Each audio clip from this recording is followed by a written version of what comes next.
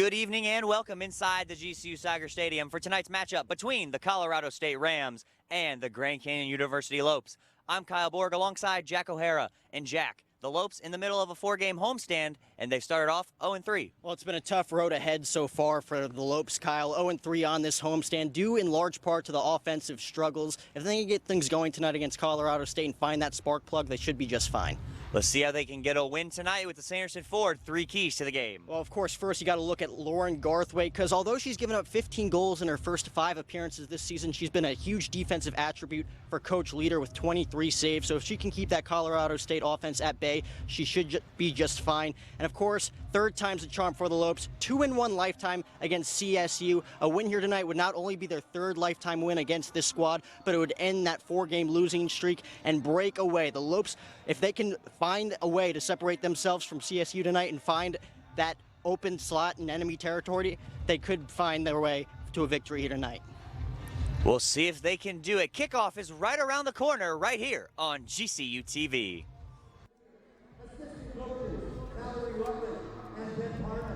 Good evening, everybody, and welcome inside GCU Soccer Stadium for tonight's matchup between the visiting Colorado State Rams and the Grand Canyon University Lopes. I'm Kyle Borg alongside Jack O'Hara.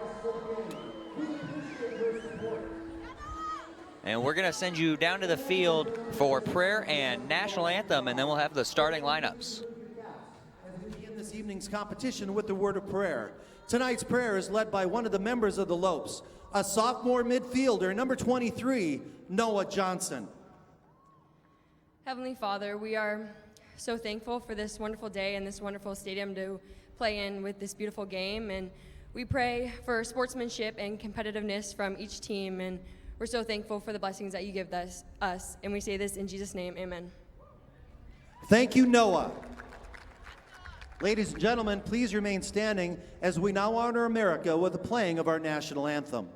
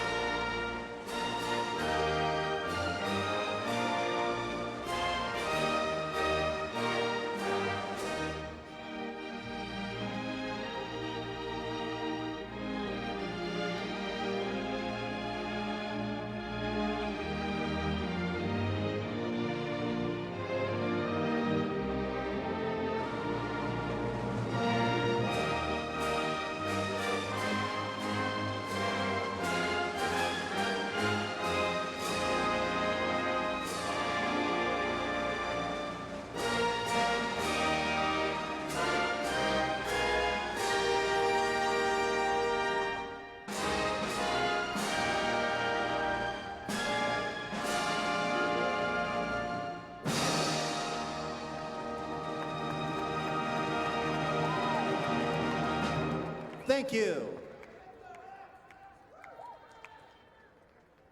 All right, now for your starters for the visiting Colorado State Rams. It'll be number 28, Kristen Noonan. Number 14, Kaylee Lordman. Number 21, Haley Havlicek. Number 12, Lauren Jones. Number 5, Samantha Stutt. Number 9, Gracie Armstrong. Number 3, Addie Wright. Number 11, Caitlin Abrams. Number 15, Liv Layton. And rounding out the field players, number 18, Kendra Gibson. And in the goal for Colorado State will be number 0, Gaby Mcdonald. And now for the starters for the Grand Canyon University Lopes. It's the usual suspects with just 1 or 2 changes. It'll be number 33, Haley Boster. Number 19, Hannah Edwards. Number 9, Cameron Larson. Number 8, Mikayla Mcgee. Number 6, JC Iranchad. Number 14, Logan Van Dyne. Number 3, Emma Anderson. Number 16, getting her first start of the season, Sophia Roberts. Number 20, Ellie Busick. And back in the starting lineup, number 26, Tyler Ferguson. And of course, in the goal for the Lopes, number 1, Lauren Garthwaite. And Jack, before the Lopes get ready to kick off here, let's go ahead and recap our Sanderson Ford 3 keys to the game. Well, we talked about it a little bit on the pregame show, Kyle. Lauren Garthwaite, although she's given up 15 goals in her first 5 appearances, like we mentioned, has been very solid defensively for Coach Derek Leader with 23 saves, including 2 huge saves Thursday night against Northern Colorado. look for her to continue to roll. Third time's a charm for the Lopes. The Lopes 2-1 lifetime against Colorado State, and with a win here tonight would give the Lopes not only their third win against CSU, but also a win on this homestand as they are currently 0-3 and break away. The Lopes have failed to separate themselves from their opponents defensively for the past week and has handcuffed them offensively. If they continue to break away and find some holes in enemy territory, they're going to set themselves up for massive success on this Sunday night. Well, the Rams come into this one at 2-1-1. They'll be wearing with the white uniforms tonight. Lopes enter this one 1-4 on the season. This is the final game of a 4-game homestand before the Lopes hit the road next week. They're going to be wearing black tonight, and we are underway with JC Ironshad, who will play it all the way back to the defense, and the Lopes will get us started with an attack. They're going to play out of the back and get it up top to Sophia Roberts, who looks to play a long ball into the corner. Going to look for Ellie Busick, but the Rams defense is right there, and they'll pass it all the way back to Mcdonald, who's going to go ahead, clear it out of bounds, and we will have our first throw into the game, and it'll be for GCU and Logan Van Dyne on the far side. Running it down is Haley Boster, who will look to get a pass into the corner, but it's going to be intercepted by the Rams. And now the Rams looking to get something going, and the Lopes applying pressure to try and keep the Rams defense pinned back, and now they're going to play it to the side. It's Roberts looking for the drop to Anderson, but it'll squeeze through to Mikayla Mcgee, who will look to play Roberts again, and now Roberts applying good defense. She'll win it back. She's going to try a shot, but it's going to be right into the hands of Gaby Mcdonald, and she's going to get her hands on the ball for the first time, and she's going to set up a Colorado attack. However, they lose possession, and now the Lopes win it right back, and a good start here in the first minute for GCU.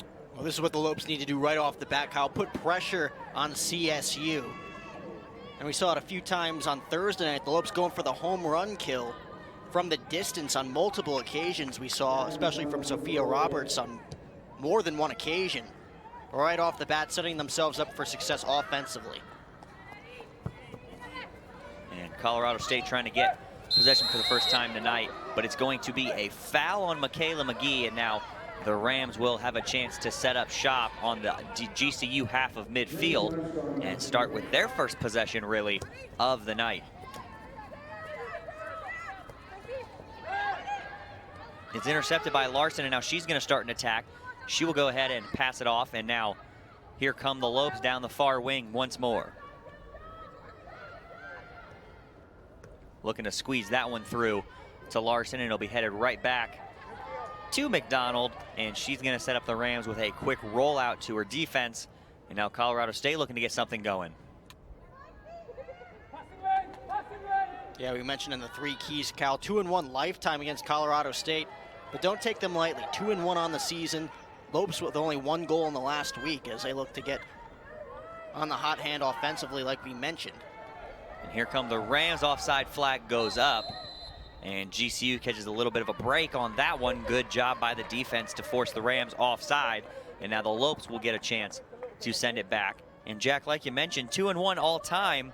GCU lost last year's game up in Colorado at Colorado State. They did lose that one 1-0 just about a year ago today. And then the last time the Rams were here was August of 2015, and it saw the Lopes winning that one 2-1.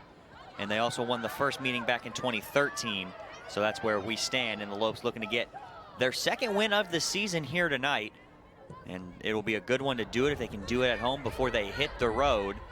And they need a much needed win after the offensive struggles that they've had in the past few games. But they have been able to score in all of their games so far this season except for one. So 4 out of 5 have seen at least one goal go in the back of the net.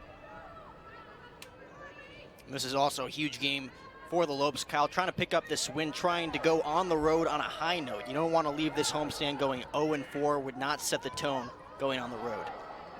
Absolutely, and the Rams have not played in a week. They tied Eastern Washington 1-1 a week ago today, so the Lopes in action more recently than the Rams, but here come the Rams down the far side looking to send one into the box, and the Lopes defense able to recover as they'll pass it into the middle now, and it's poked away, and Mcgee's going to clear it away.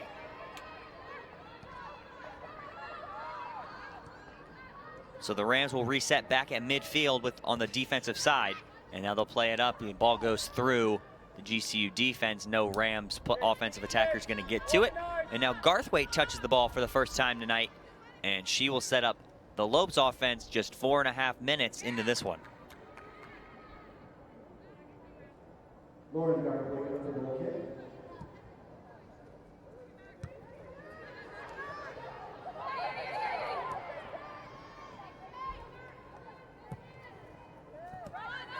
Colorado State wins it back, and now it's put into the middle, and a little drop pass goes right to the Lopes, and the Lopes able to clear it away, but it's headed back to midfield by Colorado State, and now Emma Anderson able to poke it away.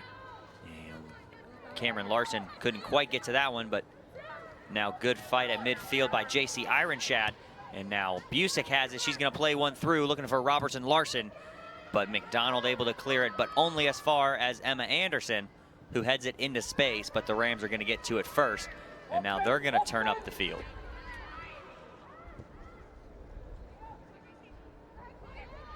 Lopes defense on the ball now, but it's won right back by the Rams, and now Mcgee able to kick it all the way out to the side. And the Lopes defense has to be aware of Kristen Noonan and Kaylee Lordman for this Colorado State attack, Jack.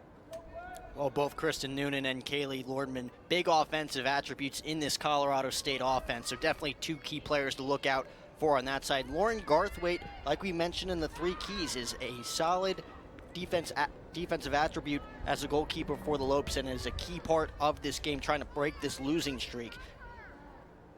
As Kaylee Lordman, of course, like we mentioned, 3 goals already on the season. And Noonan has 2, so they're 2 leading scorers, as Colorado State will inbound on the far side, and it'll get back out to the sideline, but a bad pass, and now the Lopes will take over on the defensive half of the field and look to start another attack and maybe put some pressure on this Rams defense and Gaby Mcdonald.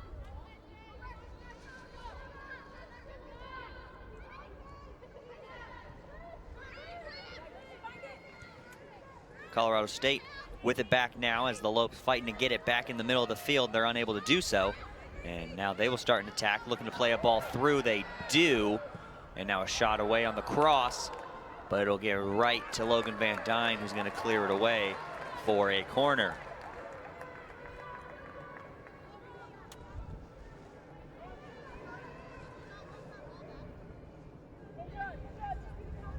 We get our first corner kick of the game on the far side. They'll have a player come up to the short just in case they play it short. So 2 players on the ball for Colorado State in that far corner.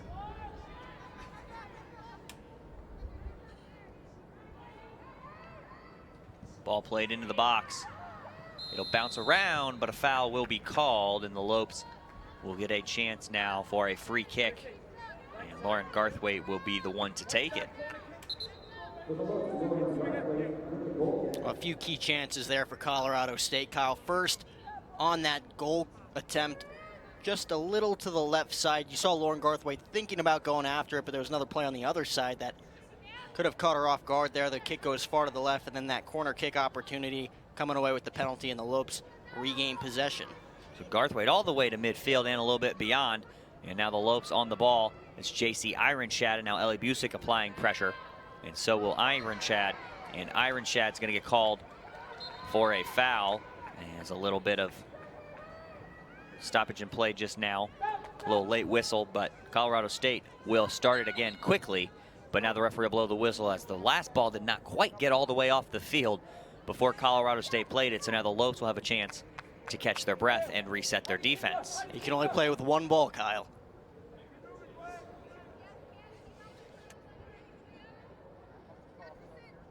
So Colorado State gets set now on the free kick, as it'll be intercepted by the Lopes defense and popped up into the air near the midfield circle. And now Mcgee applying pressure, looking to win it back. It'll get by her, but Hannah Edwards is right there. She keeps it in play. Good job from Hannah Edwards. Now Cameron Larson on the ball, but it'll go off of her feet and out of play, and Colorado State will take possession back.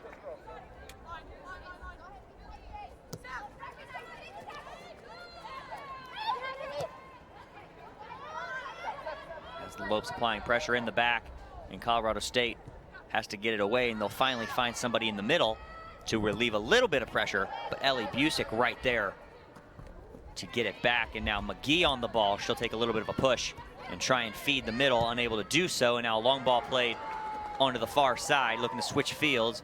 Colorado State keeps it in play, and now it'll be a 3-on-4 for Colorado State, and it's gonna go right off of the Lopes, and kept in play though. Great settle on that far side. Played into the middle on the ground, but kicked away by Haley Boster, and now the Rams will throw it in quickly on the far side.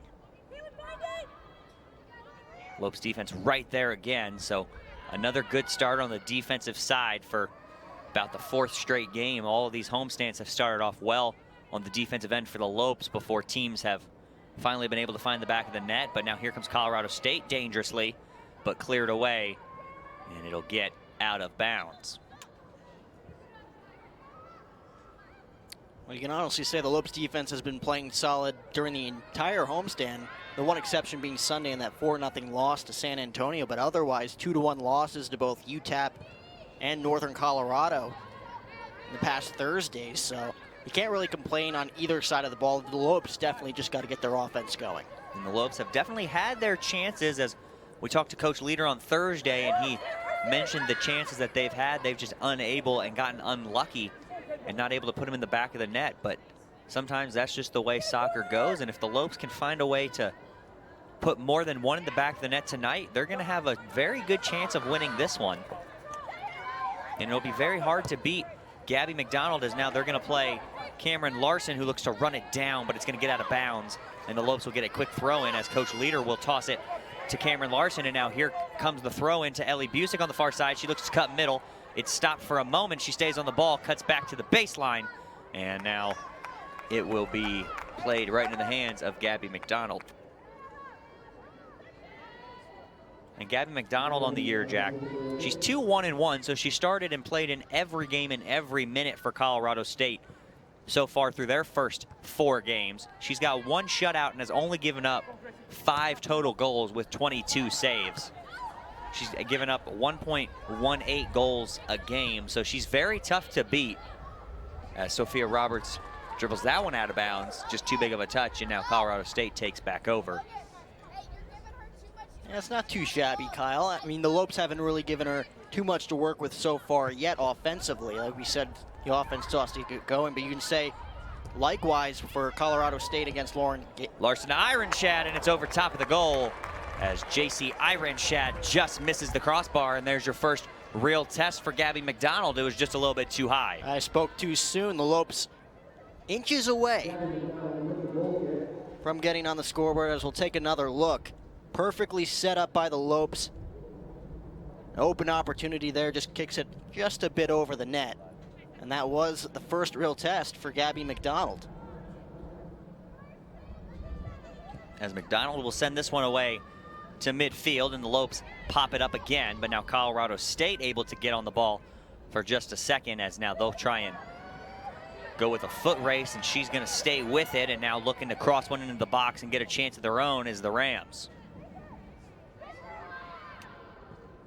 Cross into the box, it's going to go over everybody's head, take a hop, and it'll go out of play. And Lauren Garthwaite's going to get a free kick, or a goal kick rather, excuse me. Lauren Garthwaite, goal kick.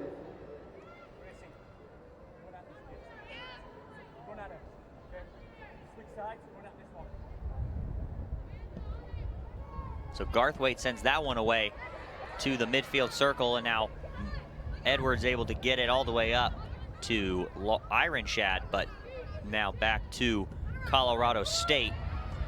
And now they're gonna look to get something started. Couple of good passes there, but that third pass looking to connect on the give and go was too far, and the Lopes defense able to get it out of harm's way just for a second, as that one's gonna go off of the head and out of bounds, and the Lopes will retake possession. Well, luckily for the Lopes, there was no white in sight down the far side of the field. A few Lopes juked out there a little bit by that Colorado State offense. Ball kept in play and into the middle. This is Ellie Busick, who will take a turn and look for a shot, and it gets off the hands. Good save, Gaby Mcdonald, and that's a good heads-up play from Ellie Busick looking to catch Mcdonald off guard, and the Lopes win a corner. Just like that, Gaby Mcdonald's back is against the wall here. You take another look, Busick perfectly set up there. Mcdonald just able to get a hand on it and push that over the net. As Gaby Mcdonald was caught almost out of position. She was just backing up in time, or that ball would have got over her head and probably gone to the back of the net. As this is going to be Sophia Roberts now to take it for the Lopes on the far corner. Roberts serves it into the middle. It'll bounce around and get off ahead and out of bounds. Goal kick as the Lopes get ready to make substitutions.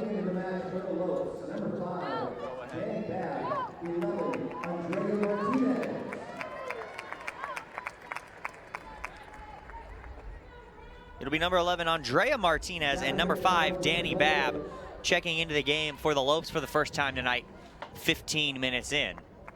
So Busick and Roberts are going to check out. Larson will remain in up front and in the middle for the Lopes. And now Mcdonald will get set to send away this goal kick.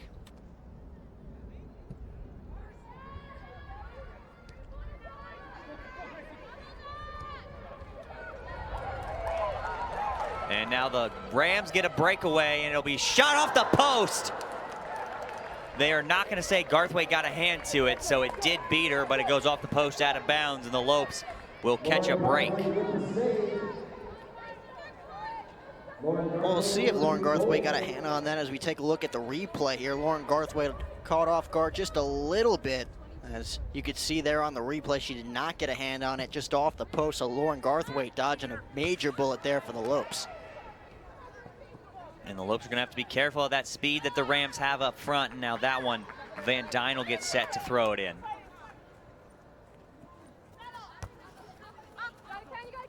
Danny Babb applying pressure, looking to get on it. She's now in her second game since returning from injury that kept her out last season. So the Lopes love to have Danny Babb back. And now Colorado State starts their own possession here in the middle.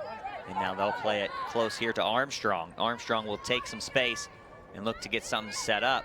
And she's going to cut a hard one back to the middle, but she'll pull that one high and wide. It'll get out of bounds. Another goal kick coming for the Lopes and Lauren Garthwaite as Colorado State gets ready to make their first substitution of the game.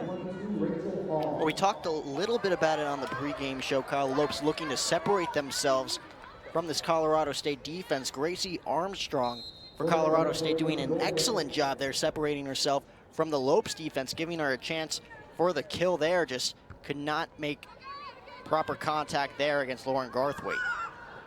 It's Armstrong on the ball again at midfield. And now into the game for Colorado State is number 22, Rachel Hall, as that one goes out of bounds off the Lopes, and it'll stay with Colorado State and Gracie Hall.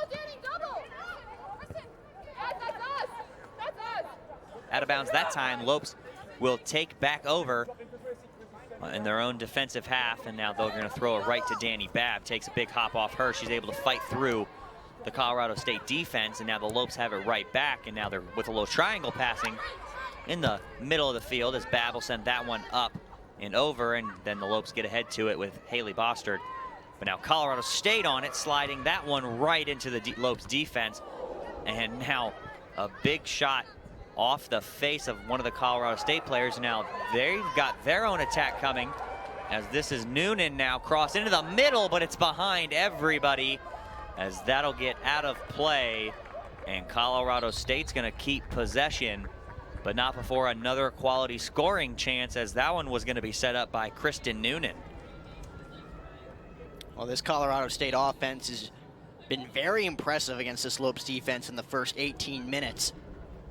Again, Noonan with a pass just to the left, a little bit off there, costing Colorado State a chance. That one will be slide tackled away out of bounds. Colorado State's going to pick up their second corner of the game and this first half, and they're going to have another scoring chance right here. And let's see if the Lopes defense can stand tall once more and try and get this one out of danger and then get on the board first. Number 9, Gracie Armstrong with a corner kick. That one will be played into the middle of the 6-yard box, and it's headed away by Larson, and then again by Anderson, and Mcgee's going to run it down. It'll be passed up to Danny Babb, looking to get a touch around the defenders. unable to, but she stays with it. And now they're going to play a long ball to Danny Babb.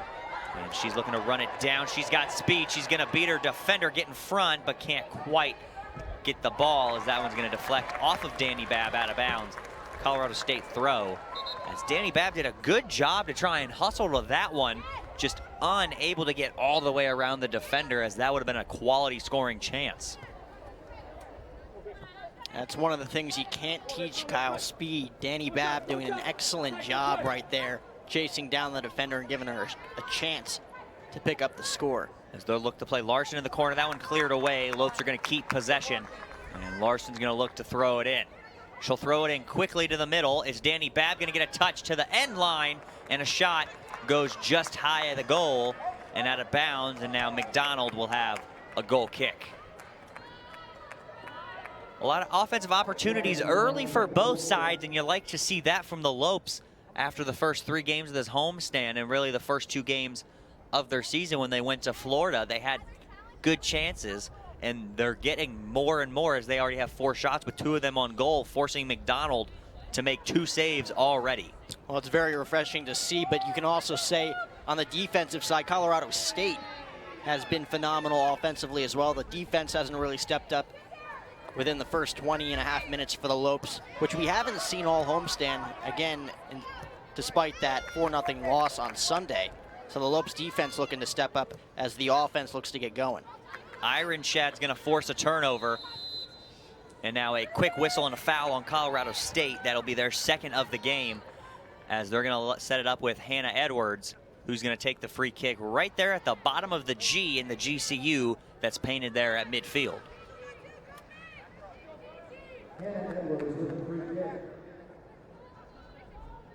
Lopes have numbers standing at the top of the 18-yard box, as Edwards will get ready to send it in. It's going to be a high one popped up into the middle. Larson unable to get there before Mcdonald gets her hands on it. So that was a good scoring chance and a good play really set up on that one by the Lopes and Hannah Edwards, who sent in a good one as Larson just did a little spin to get free from her defender. Just couldn't quite get there in time, as Mcdonald made another good goalkeeping play by getting there first and securing it with both hands. Well, you mentioned, Kyle, she's only given up 5 goals all season, but the Lopes definitely coming in with a new strategy offensively, and it's starting to pay off here in the first 22 minutes. Absolutely, as Haley Boster will get it poked away, and now she looks to win it back, applies good pressure, but it'll get off of her foot. And now Colorado State will take back over as we enter the 22nd minute of play here in half number 1 of game number 4 of the 4-game homestand for the Grand Canyon Lopes. Now it's taken away by Van Dyne, but a misplayed pass will give it right back to Colorado State. And then a good defensive play and a good touch to try and get it to Larson. And now Mcgee, or Edwards rather, excuse me, will get it to Larson, who will look to play Martinez on the far side, looking to get around her defender, applying good pressure, looking to force a turn. She forces a drop pass, and now the Lopes able to step in front of that one. That's Emma Anderson on the far side. She finds Martinez. Martinez looking to make a move into the middle. She's going to drop it all the way back. And now the defense will set it back up, looking to float that one over the top of Colorado State's defense, unable to do so. And it'll get out of bounds, and the Lopes will keep possession.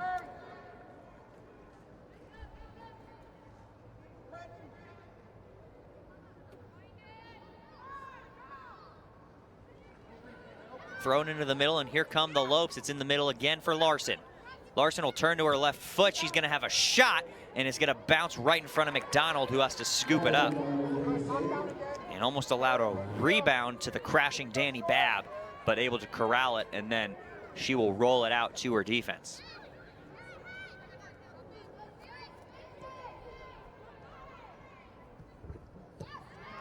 Lopes have it up top with Larson. She'll give it right back to JC Ironshad, who will shoot that one wide, and he'll get out of bounds for a goal kick.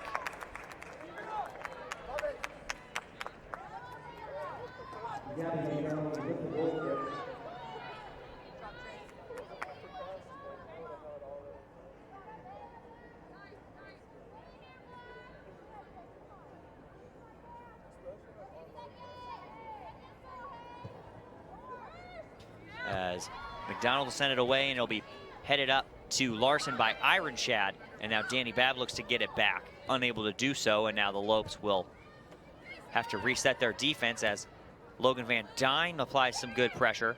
But Colorado State keeps it, and they're going to come down the near side and play it all the way down the near side. This is Noonan, but it'll be intercepted and kept in play by Hannah Edwards, but stolen by Noonan, but it gets out of bounds for a goal kick.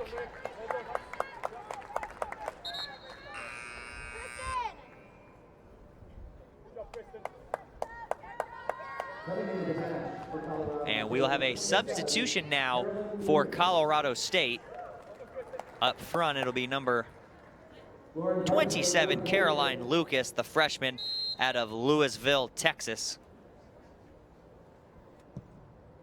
As Garthwaite will send that one away to midfield.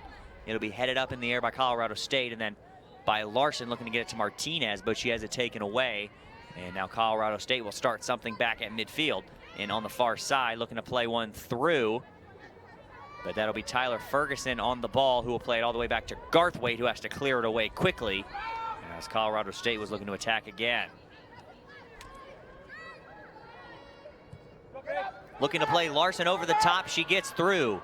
Larsson able to corral a left-footed shot right into the hands of Mcdonald. And another good attack, just a mishit shot by the Lopes on that one. And the Lopes not really having Gaby Mcdonald move around all that much either. Didn't really have to step either to her left or her right. An easy save for Colorado's goalkeeper. And we're going to get a quick foul on the Lopes. So Colorado State will bring the ball back, and they will get a free chance to set something up on an attack. Let's see what they decide to do with it. They're going to play it quick and short all the way back to the defense, and now they're going to swing it around and get it back into the middle.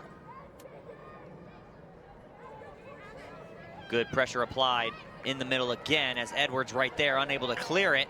And now an attempted pass into the middle, but it'll be at least enough away for the Lopes to reset their defense. And now here comes the substitute that just came on, and now this will be Rachel Hall to cross it in.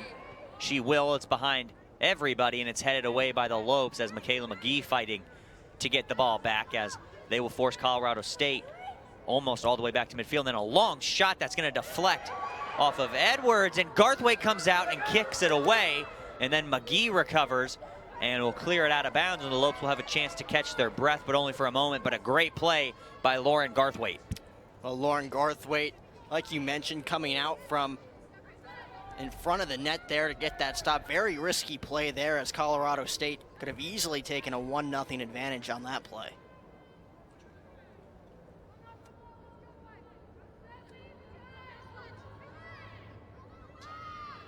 As Colorado State now will send one and switch fields, but it'll be intercepted by Van Dyne, but headed only as far as Colorado State, and now Van Dyne on it again. Able to clear it back to midfield as Babb will put some pressure on. As Van Dyne pokes that one into the middle, they'll give it right back to her, and now she'll have a chance to set one up, looking to play Anderson, but a misplayed pass and then a bad touch from Colorado State gives it right back, and then the header from the middle will give it right back to Colorado State, and now they'll have to drop all the way back. And an errant pass again, and now Van Dyne on it. Van Dyne for Babb, looking to get fancy with it and give it right back to Van Dyne, but Babb will intercept the pass, and then that one will get through the legs of Logan Van Dyne, and Colorado State now has a chance to settle things down and start with possession back in their own half of the field.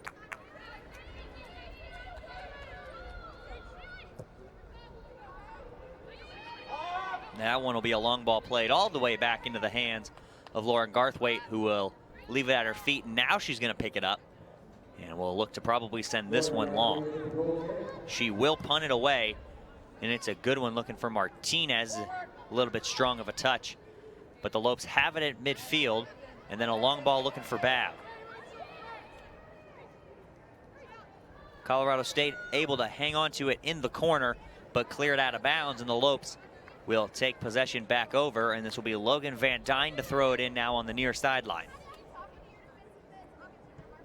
Van Dyne a quick one, and it's intercepted by JC Ironshad, who will have a go, but it'll be deflected away, and now Emma Anderson, who's the leading goal scorer for the Lopes early on in the season, looks to have a go and unable to do so. Now Colorado State wins it back, and they have numbers coming down the line. But a errant pass will get right to Tyler Ferguson, and she will be able to get it to Aundrea Martinez at midfield, and she is now double teamed and able to get it back to Mcgee. Mcgee looking for Larson over the top, unable to get it to her. And now Ironshad looking to get something going, and now a foul and a whistle by the referee. And the Lopes now will get another free kick, looking for another promising attack, as that'll be the third foul on Colorado State.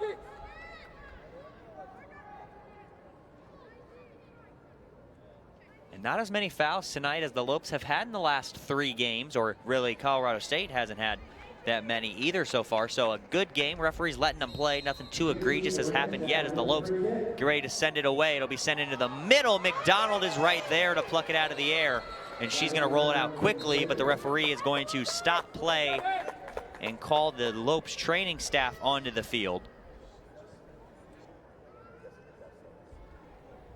I think the referee stopped play immediately there for a supposed head injury. That is normally why referees stop play immediately, as you can see the trainer checking out the injured Lope.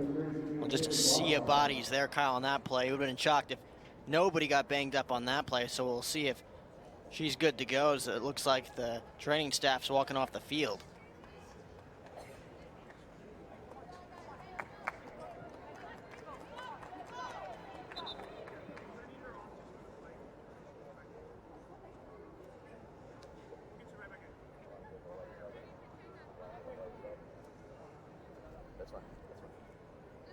So Mcdonald will get set to send away this free kick that now they will have, as they had possession, so they get to keep it.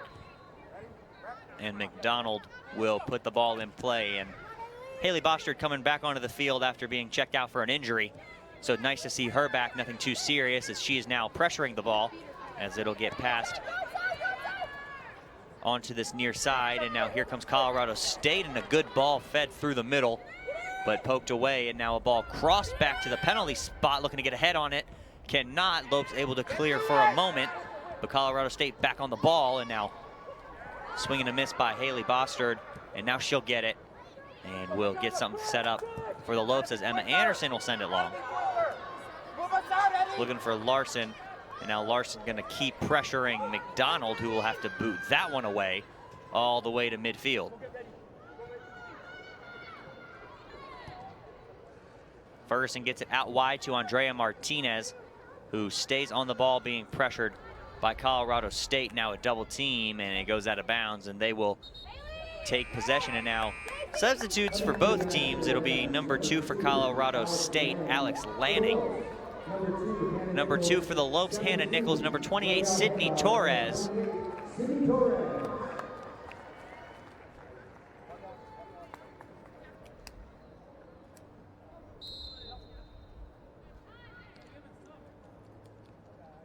So play restarts now with Colorado State with possession of it in the middle of the field, and now they will get free of a Lopes double team and looks to feed one through the middle, but that one will get all the way out of bounds, and we'll have a goal kick for Lauren Garthwaite as we enter the final 13 minutes of half number 1. We're still scoreless, but not without our chances from both sides, with 3 shots from Colorado State, 1 on goal, which Garthwaite saved, and then 8 shots from the Lopes, with 4 of those being on goal, and all 4 of those have been saved by Mcdonald. So good shooting percentage from the Lopes, putting it on net at least in the sense with 500. So every other shot at least is challenging Gaby Mcdonald, which is what you want to see, looking really to just wear her down and then try and get one by her late.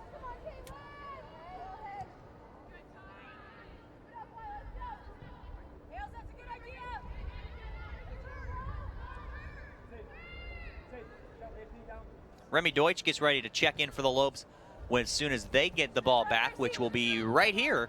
So Remi Deutsch will check in for GCU. Coming into the match for the Lopes, number 29, Remi Deutsch.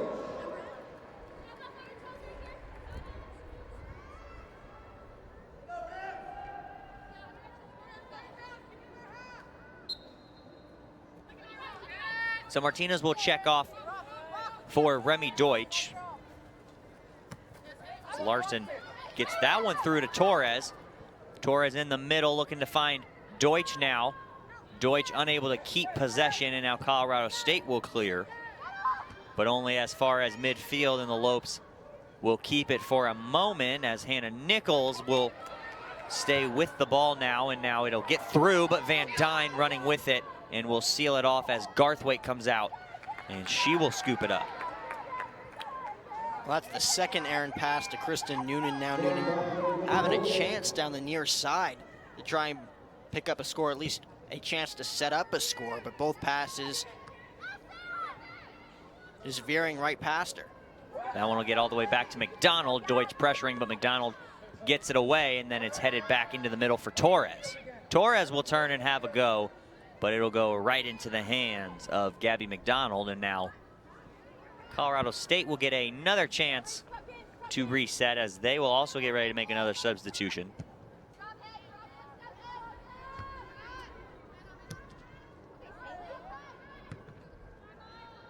That one is passed up to Emma Anderson, who will head it back for Remi Deutsch, who will be pressured by two Colorado State defenders. She'll drop it back for Mcgee, and now Mcgee right back for Deutsch. A little give and go to get out of pressure as Deutsch looking to start something. It'll get out of bounds, and the Lopes will keep possession as Mcgee will get ready to throw it in on the far side.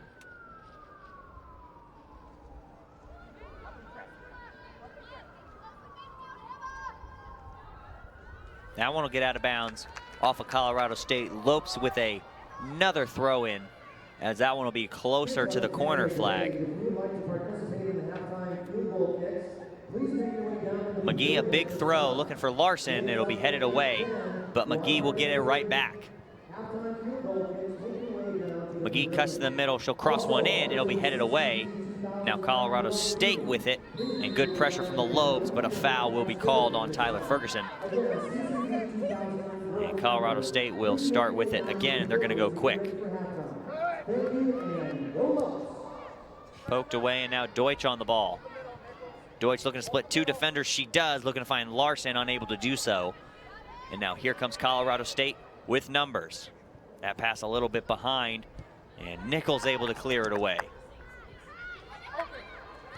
Nichols will drop it back to Hannah Edwards. And Hannah Edwards will play an easy one for Logan Van Dyne, who will play it up, looking for Sydney Torres, unable to get it to her, and now Ferguson looking to step in front. She will gain possession. Ferguson back for Edwards, all the way back to Garthwaite now. So we have 9 minutes remaining here in half number one, as Larson will get a touch, and she will keep it, but it'll be poked away. And now a collision at midfield. We're going to get a foul on Mikayla Mcgee. And both players staying down for just a moment. Both will get up. And a good collision at midfield, going for the 50-50 ball. Just unlucky for Mikayla Mcgee as she gets called for that foul. Well, we mentioned Thursday night, Kyle, the 15 fouls against Northern Colorado. That one not going the Lopes away. We touched up on the defenses earlier. Both defenses not playing neck and neck with the offenses, given the offense's success so far, despite neither team getting on the scoreboard through the first 37 minutes in this one.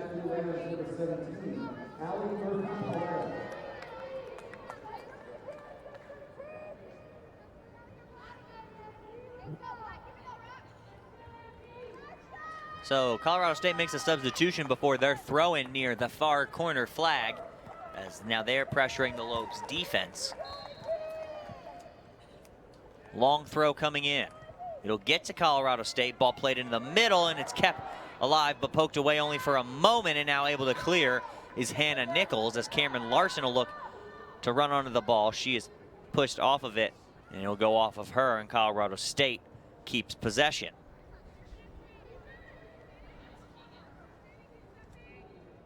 As Colorado State now will take a breath and try and start possession over, as that one will get poked out of bounds by Mikayla Mcgee, and now Colorado State will take over with another throw-in on their attacking half, as that one played into the middle, but right to the Lopes, and now it's played up for Larson. Larson will look to turn, but she'll give a drop pass to Deutsch. Deutsch back for Larson in the middle. Larson all the way across. It's away now from Colorado State, and they will start their own attack. But it's right to Hannah Edwards as Logan Van Dyne will pause for a second and recover on defense as they're going to feed one through the middle. She is through and in on sides, as that one will be cleared all the way to the other side for Remi Deutsch, who will apply pressure on the Colorado State defense, who have possession of it. They'll get it up to midfield now. Anderson able to get one away, as that one just a little bit too far for Cameron Larson, who was caught a little bit off guard by it. As now Gaby Mcdonald will play it up to her defense, and Colorado State will once again start over with it. And they'll look to get one up, but stepped in front. That's Nichols to Edwards. So Hannah to Hannah, and now able to get it up, and a foul on Colorado State.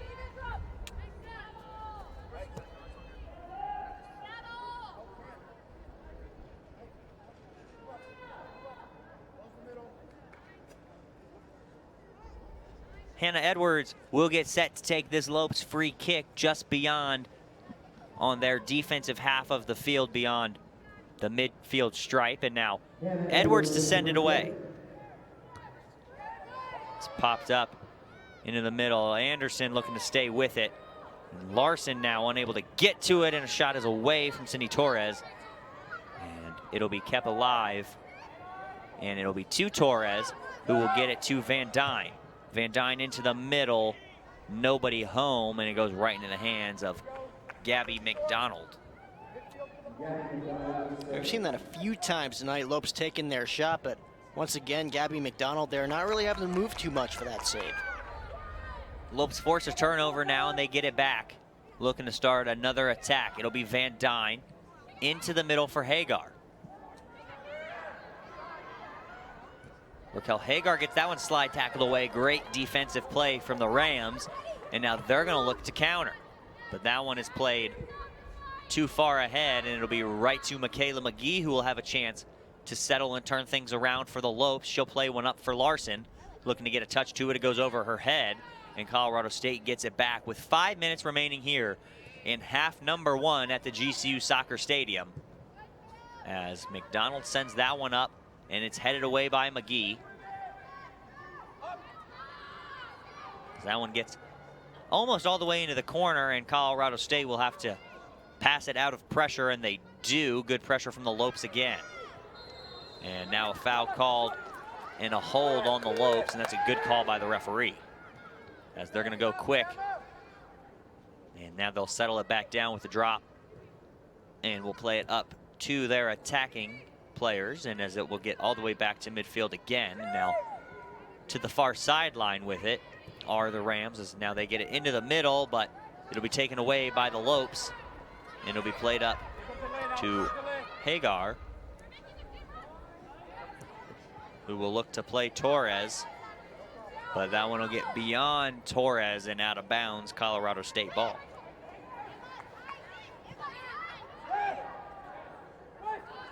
Out of bounds again. Colorado State will keep possession, and they're going to throw it in quickly.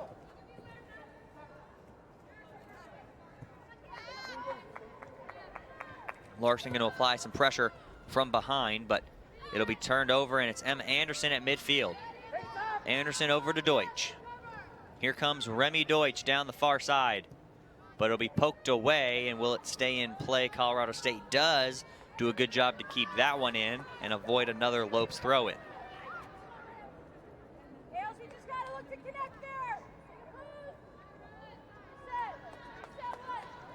It'll get all the way back for the Lopes defense, and Tyler Ferguson, who will send that one long to midfield.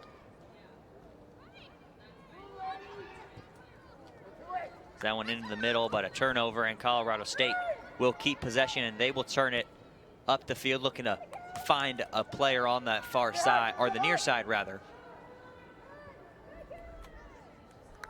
And it gets out of bounds. Goal kick for Lauren Garthwaite as we enter the final 2 minutes of play, as we will get a Lopes substitution.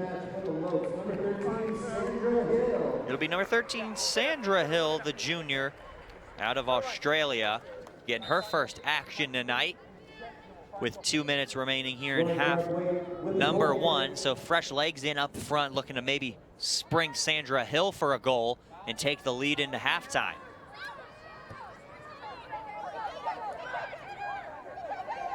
This will be Lucas to play it up. And Colorado State will have another ball played into the middle this time. Got a touch to it, but it'll get out of bounds. Goal kick for Lauren Garthwaite. And now another substitution for GCU.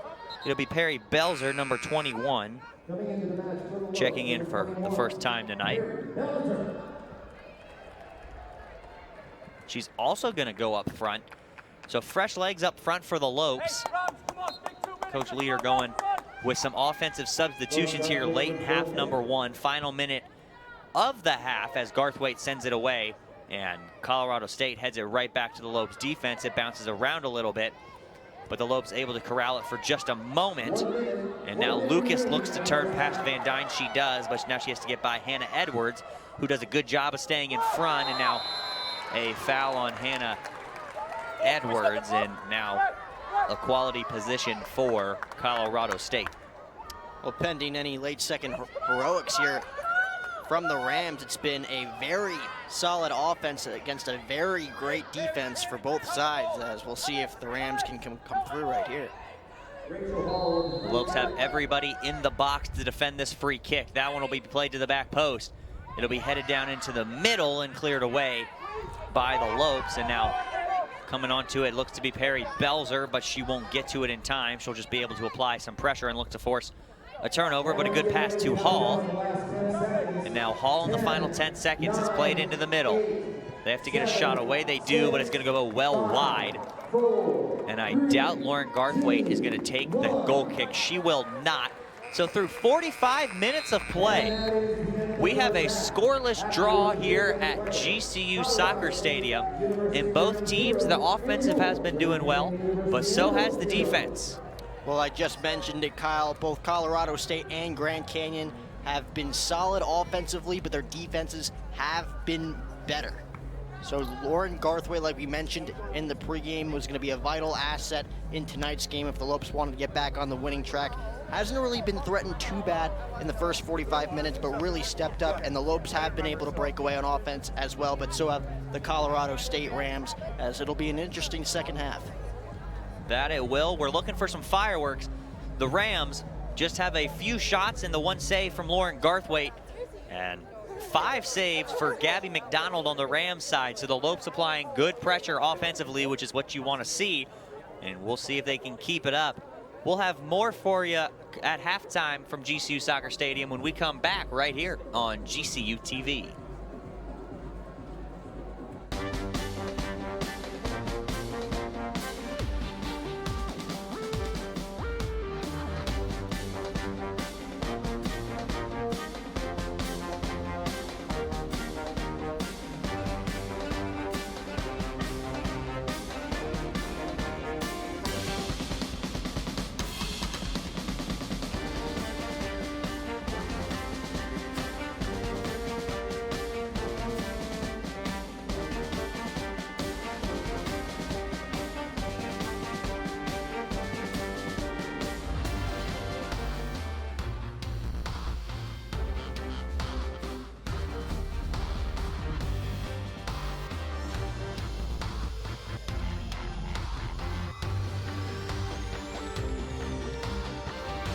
Find your purpose at GCU. Private, Christian, affordable, and nonprofit. Visit gcu.edu.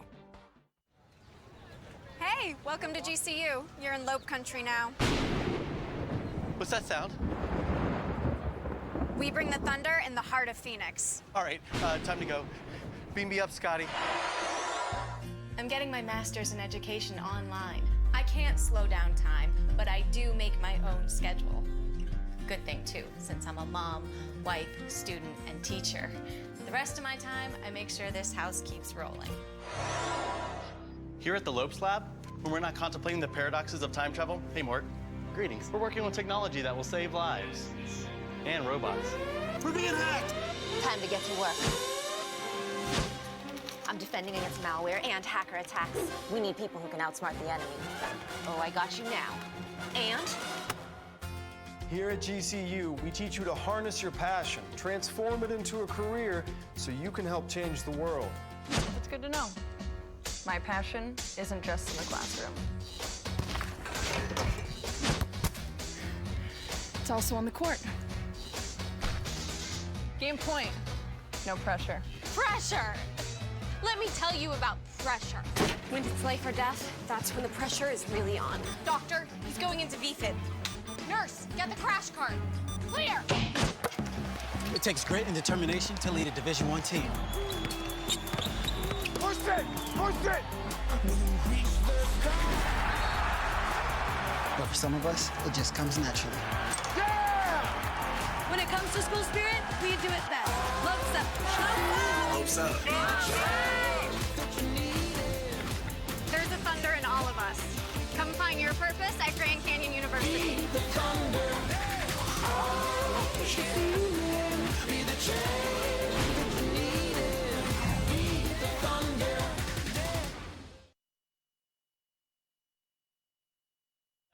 We have a scoreless draw at halftime, 0-0 between the Rams and the Lopes. And Jack, we're going to go ahead and take a look at our GCU Hotel halftime highlights, and we'll recap the action from the first half.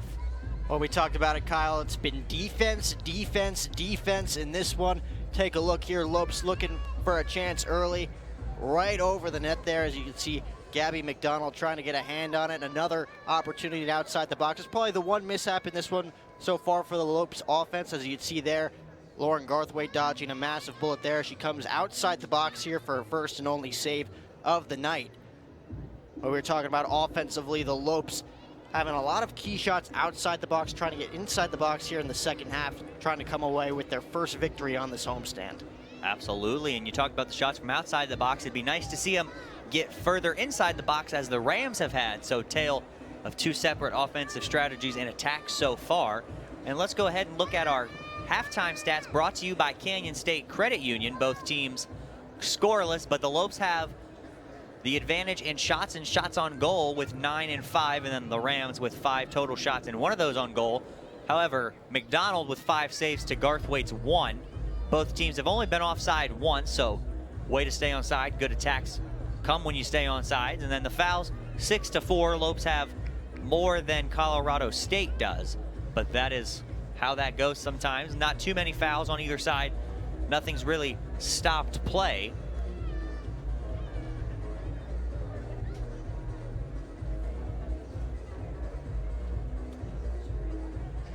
And now, after that, let's go ahead and take a look at our JC Ironshad's first career goal. My name is JC Ironshad. I'm a redshirt freshman, and I play attacking center mid.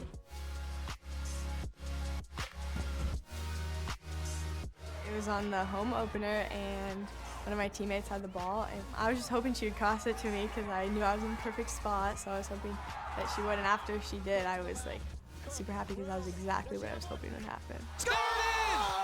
I was super excited, especially because it was my first game, and I actually was hurt. Like, I had a torn labrum in my hip, and so it was lucky that I was even playing, and so I was just super excited that I got the opportunity to score, and I just like kind of froze up. I wasn't really sure what to do. I kind of just put my arms out like that, and I was like waiting for Mackenzie to come hug me because I was like in shock that I like scored. And they were all super excited for me, and I was just like so happy, and just kind of like I didn't really realize yet, you know, like there was so much going on. I was like still in kind of shock from scoring.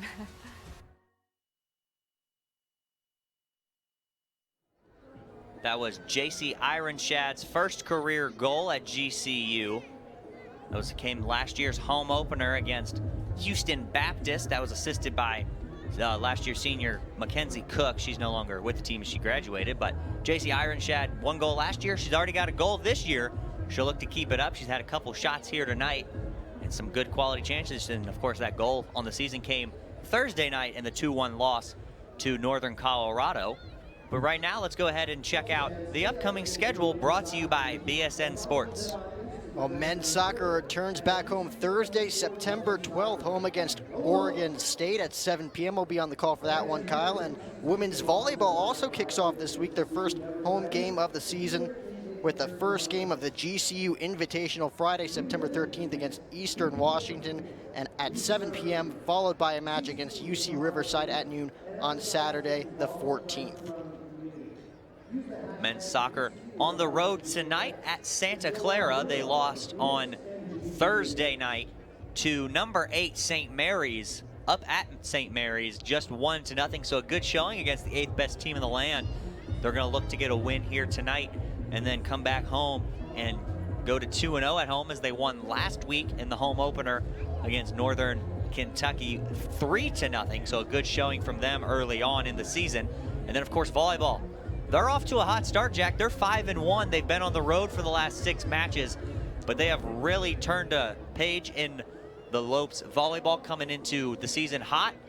They've got all sorts of attacks going. They go very deep into the bench, and freshman Claire Mitchell, that is their setter, she really sets up that Lopes offensive attack.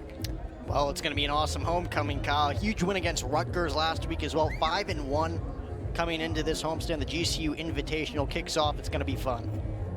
That it will, and Jack and I will actually have all those games for you next week right here on GCU TV. We're about 6.5 minutes away from the start of the second half, so we're going to go one more commercial break right here on GCU TV.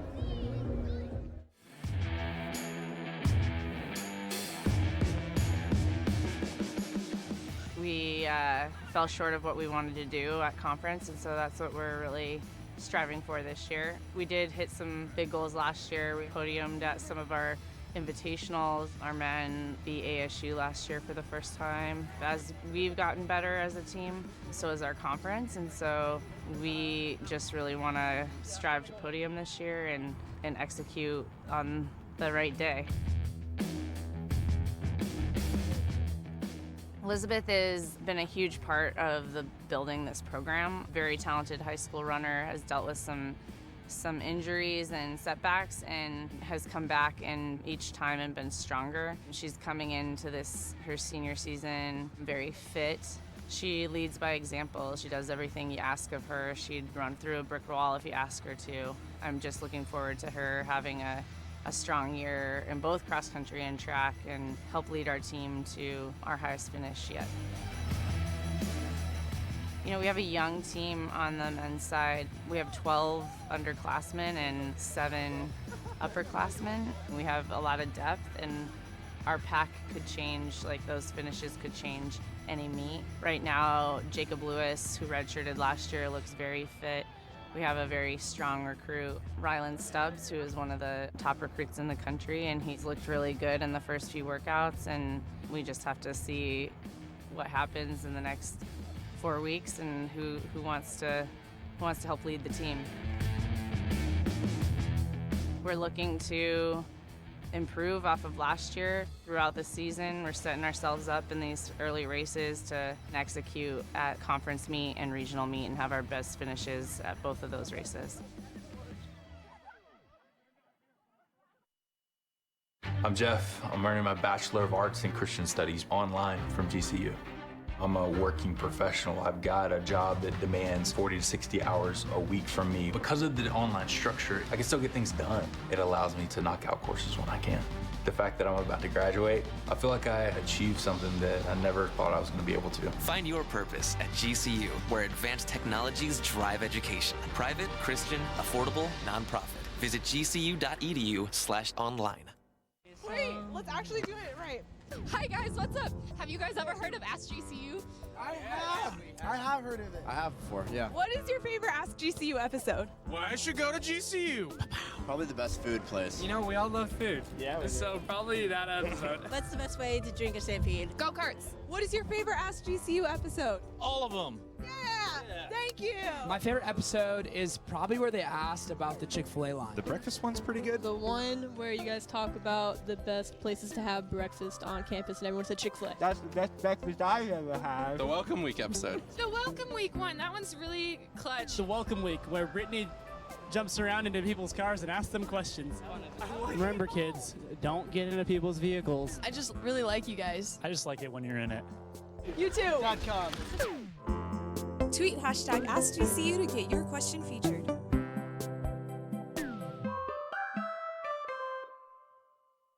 when my hot water heater failed. She was pregnant, in-laws were coming, a little bit of water, it rocked our world. I had no idea the amount of damage that water could do. We called USAA, and they greeted me as they always do. Sergeant Baker, how are you? They were on it. It was unbelievable. Having insurance is something everyone needs, but having USAA, that's a privilege. We're the Bakers, and we're USAA members for life. USAA. Get your insurance quote today. Welcome back to the GCU Soccer Stadium. We got 2 minutes away from the second half, and we are currently tied at 0-0 between the visiting Colorado State Rams and the Grand Canyon University Lopes. And like we mentioned before we went to break, the men are on the road at Santa Clara, and in the 26th minute, they are up 1-0 thanks to Burt Wilton's second goal of the season. So we'll see if they can hang on and add to that total and come back next week to have a one-game homestand with a win and go 2-1 on the season. As the teams make their way back out onto the field, we're going to take a quick look at our weather for right now. It's currently cloudy and 94 degrees outside, so it's nicer than it has been the last couple of weeks here in Phoenix. It's starting to get cold. You may want to break out a jacket or two there, Kyle. 94 degrees is not that bad. You know, when the sun comes up tomorrow, it's going to be 104 all over again, so enjoy it while it lasts. It's supposed to be a cooler week, I believe, this week. So temperature winding down as we get closer and closer to October, where it won't be 100 degrees. It might be 90, but 90 is better than 100 or above. As we are less than a minute now away as coaches with their teams making final adjustments as they just stay loose, getting some jogging in. And Jack, the Lopes, good first half from them. They have the lead in shots and shots on goals, so they've had their chances. Gaby Mcdonald has just been on fire in the net. And we talked about it before the game. The Lopes were going to have to step up on offense in order to pick up a win here tonight. Obviously have to score at least once against this CSU defense. We talked about Lauren Garthwaite as one of the keys to the game. 15 goals in her first 5 appearances, shut down the Rams in the first 45 minutes in this one with 1 save. And once again, the Lopes looking to pick up their 3rd win lifetime against the Rams, 2-1 lifetime, picking up a loss in Colorado last season. And the Lopes have done an excellent job breaking away, setting themselves up for success outside the box. Haven't really challenged Gaby Mcdonald inside the box yet. We'll see what they can do as we get ready to go in half number 2. Referee blows his whistle for the teams to make their way out onto the field. Colorado State will start us off in half number 2 as the Lopes had the opening kickoff earlier. And of course, Colorado State winless here at GCU Soccer Stadium, so they're looking to get their first win, but the Lopes looking to maintain that perfect, unblemished record here at home and go 3-0 against these Rams.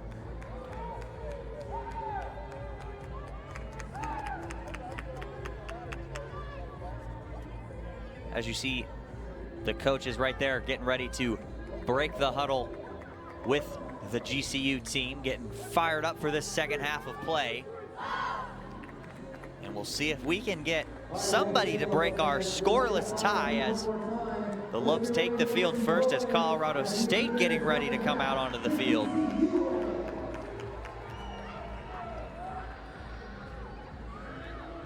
Again, this is going to be a huge second half for the Lopes. Once again, trying to pick up their first victory on the homestand. They do not want to go on this road trip 0-4 after going 0-4 in their first 4 home games. So definitely a huge second half for the Lopes. Lauren Garthwaite looking to pick off where she left off in half number 1.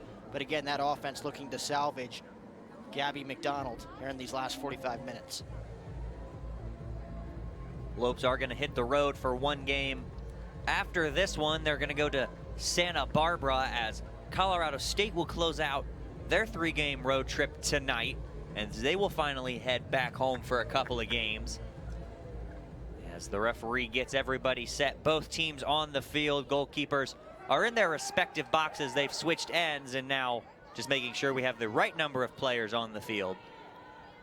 And we are ready to go in half number 2. Colorado State will get us going. And they will start with a possession near midfield, and now a foul will start us off just 10 seconds into the half as Colorado State will get set up and go quickly.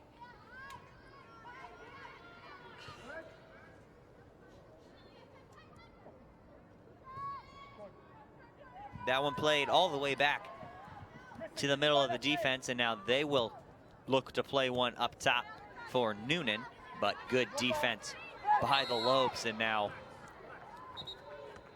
a whistle, and we're gonna get a foul as the referee's gonna talk to Noonan and Anderson, and that one's gonna go on the Lopes again. So 2 quick fouls here in the first 45 seconds for GCU as they will go quickly to start, and they're gonna switch fields and have it on the far side.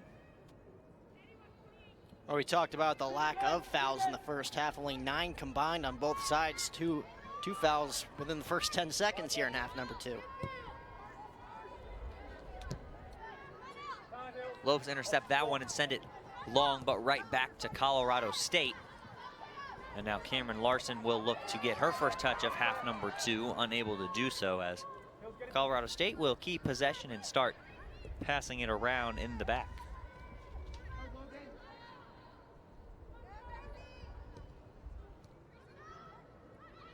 Colorado State just passing between their midfielders and their defense right here, but the Lopes able to get it away for a moment, but Colorado State will stay with possession but give it right back to the Lopes on the far side, looking to apply some pressure and get it down into the corner, unable to do so as Colorado State will win it back.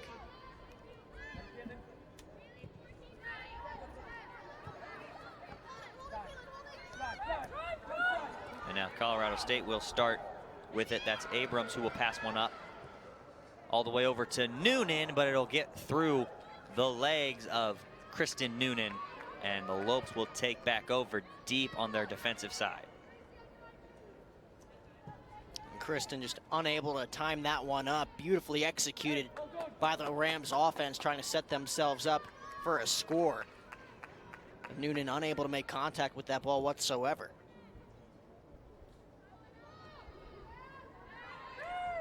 Lopes throw it in, but right back to Colorado State as they have it with possession in the middle, but the Lopes win it back. This is Emma Anderson who will play it out wide to no one in particular, looking to find Ellie Busick, but Busick wasn't quite there, so it's a miscommunication as the Rams will throw it in. Looking for Noonan, but the Lopes win it right back. This is Busick now. Gets it taken away, and now some good defensive pressure from the Lopes. JC Ironshad on the ball. And as that one gets by all the way to the far side as Colorado State cuts into the middle, and now they're gonna go back outside. Now a big shot deflected. Garthwaite makes the save and keeps it from going back out for a rebound, and the score remains 0-0. Lauren Garthwaite only having to move to her right a little bit for that save. Coming away with save number 2 quickly here in the second half as Colorado once again giving themselves an early chance to score here in the second half. Busick with it here. She looks to feed the middle, unable to do so, keeps it with her. Goes to Ironshad, who takes a shot, but it's gonna go wide in a goal kick for Colorado State. Ironshad took her chance and missed. The Lopes once again shooting from outside the box. As Gaby Mcdonald has not really seen that many threats. He took a quick look at the halftime highlights during the halftime show. A few threats against Gaby Mcdonald. The Lopes still looking to find success inside that box. As Colorado State with possession now on the defensive half of the field, and the Lopes applying minimal pressure that time, as that one will be a long ball played all the way to the far side corner, and the Lopes keep it in play, and on the side, good job to keep it in play as looking to turn the corner, unable to do so. And Colorado State with possession now. They're going to come back the other way. Looking to feed Noonan, good pass. Noonan will pass that one out wide, and Garthwaite will gobble up that cross attempt, looking to go to the back post. On the ground were the Rams, but Garthwaite read it well, and she will take it, and we'll get ready to punt this one away for the Lopes. And that's one of our better punts we've seen tonight. Looking for Larson, gets over her head. Busick challenges as Larson heads it back. Looking to get over the top for Busick, who applies pressure on the Rams this time.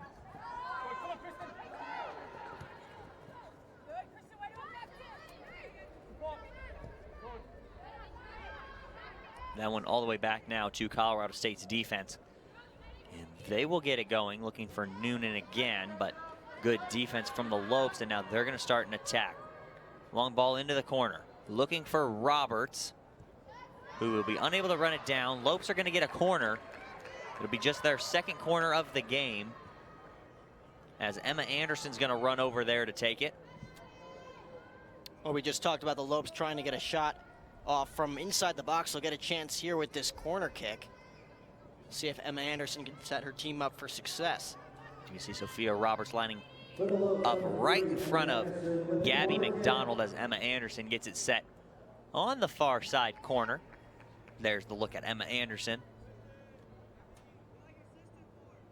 Find the target, come on, let's go Rams.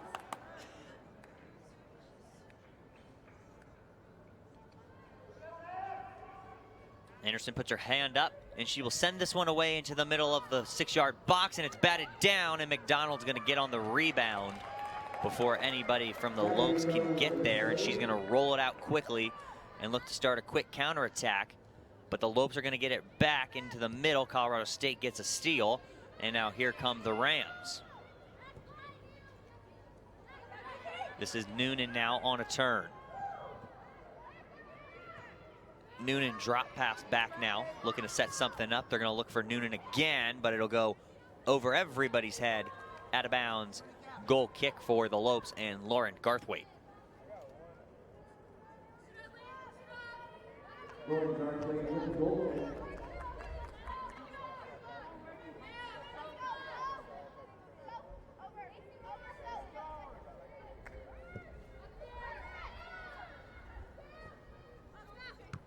That one sent all the way to midfield, and now all the way back for the Lopes defense as they look to get some possession going, but they'll give it right back to Colorado State, who will get on a turn, and now they're really dominating the offensive possession so far early on. Looking to feed the middle, it's popped up, and Lauren Garthwaite can't get there in time, so we'll get out of bounds for the third corner kick for Colorado State.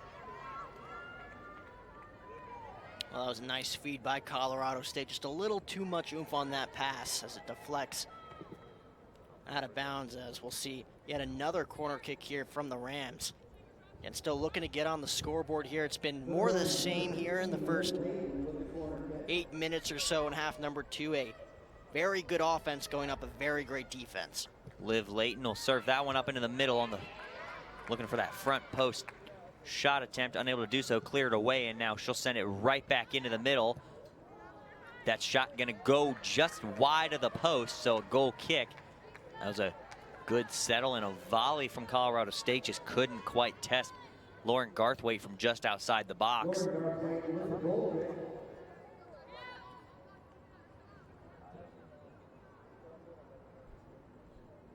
So Garthwaite, we're ready to send this one away again.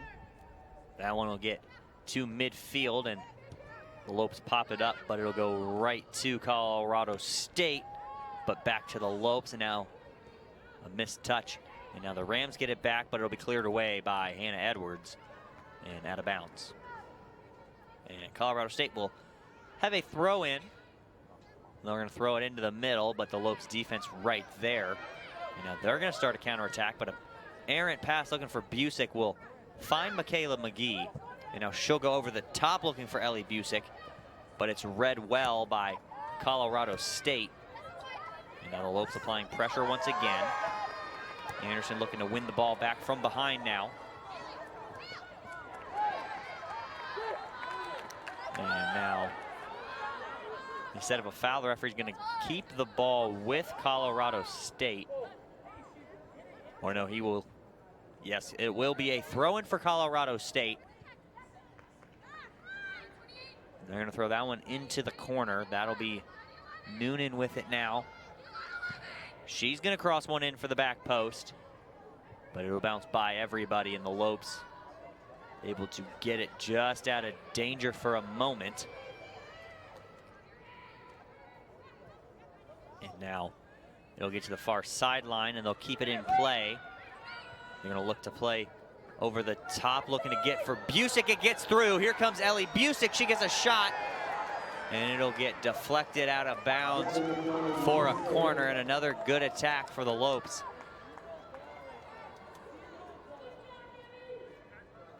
Take a quick look at this replay of that last shot. This is Ellie Busick, as it was poked away from behind on a good slide tackle from Colorado State. A little bit of a dangerous one, but nonetheless they got the ball, and then it was helped out of bounds by Mcdonald. So now the Lopes with it, and another corner, their third,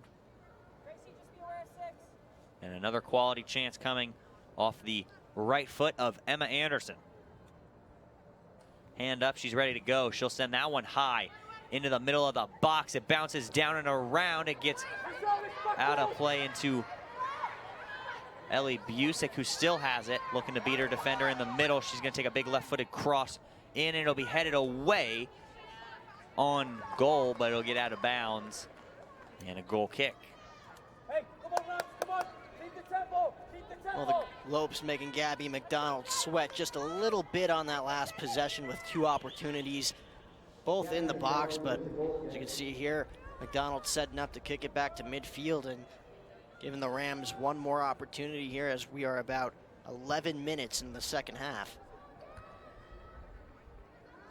So that one will popped up. Sophia Roberts with it on the far side. She's going to drop it all the way back for Logan Van Dyne, who will turn it over, and now here comes Colorado State into the middle, but an errant pass. This will be Tyler Ferguson with it for Ellie Busick. Busick can't quite corral it, and now here comes Colorado State again, but Emma Anderson steps in front.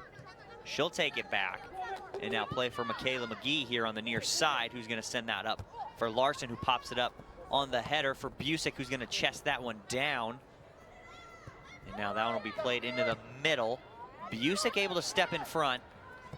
Busick looking to cross that one all the way for Roberts, unable to do so, as Colorado State's able to clear, but only as far as Hannah Edwards, who heads that one away for a brief moment and allows Emma Anderson to get back to apply some pressure. Ball passed out wide and cut back into the middle. And now good defense by the Lopes again. Pokes that one away and keeps it in play, and will be able to clear momentarily as they will regain possession, as this is Haley Boster applying pressure, as Colorado State able to get away from it for a moment. Now Larson will try and run onto the ball and force an errant pass, but that one will go right to the Rams and back into the middle. Anderson gets in front of it to force a bad shot, and now the referee's going to play advantage for the Lopes, who had possession for a moment and now turn it over, and now Ellie Busick will give a shove, and now the referee's going to blow the whistle. Always gets the retaliator instead of the aggressor, and now Colorado State is going to have a free kick, as Derek Leader wants to express his opinion to the referee.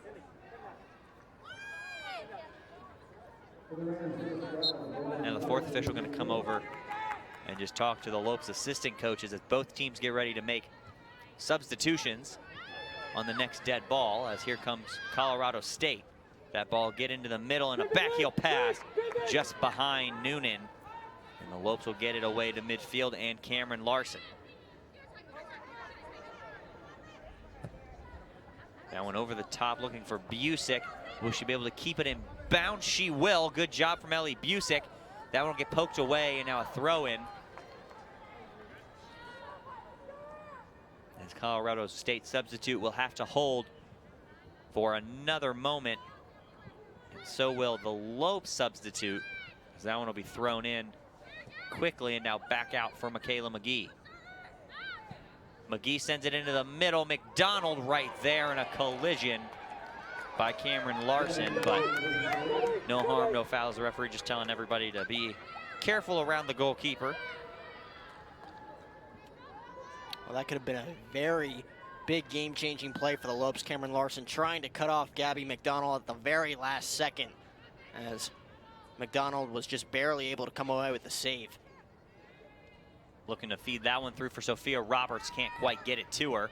And now Colorado State looking to get a little something going, as they will be able to keep possession on an errant slide tackle attempt by the Lopes defense and Mikayla Mcgee, as here comes Colorado State.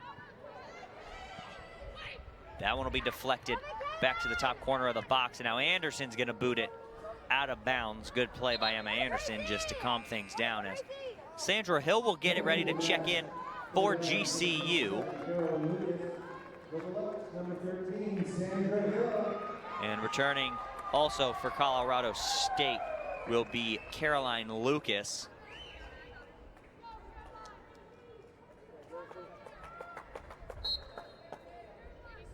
Throw in for Colorado State will be thrown into the corner, but a foul coming on Colorado State as they took out one of the Lopes defenders, and now Lauren Garthwaite will get ready to take the free kick. Tyler Ferguson was the one that was taken out on that end line, as Garthwaite gets ready to send it away right here. Good kick from Garthwaite, looking for Larson. It'll go over her head, but Busick with it now, and a hold, and the referee's gonna blow the whistle. And Larson's gonna go quick and kick it right at Colorado State to get another free kick, but now the quick kick backfires, and Colorado State will take over, but they'll give it right back to GCU, and Haley Boster in the middle, who will play it back for Logan Van Dyne.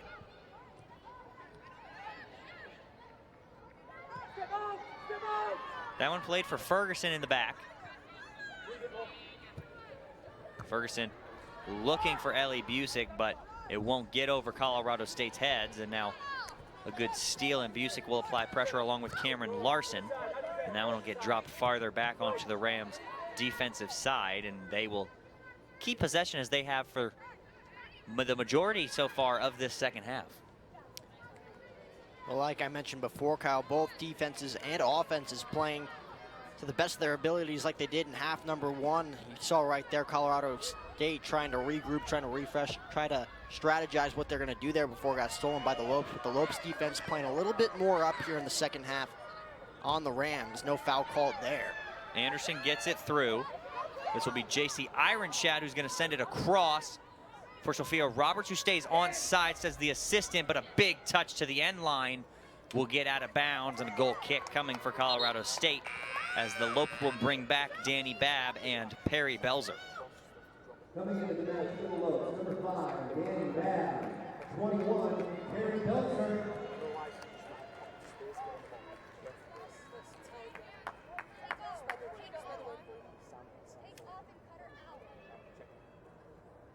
So goal kick coming for CSU and Gaby Mcdonald.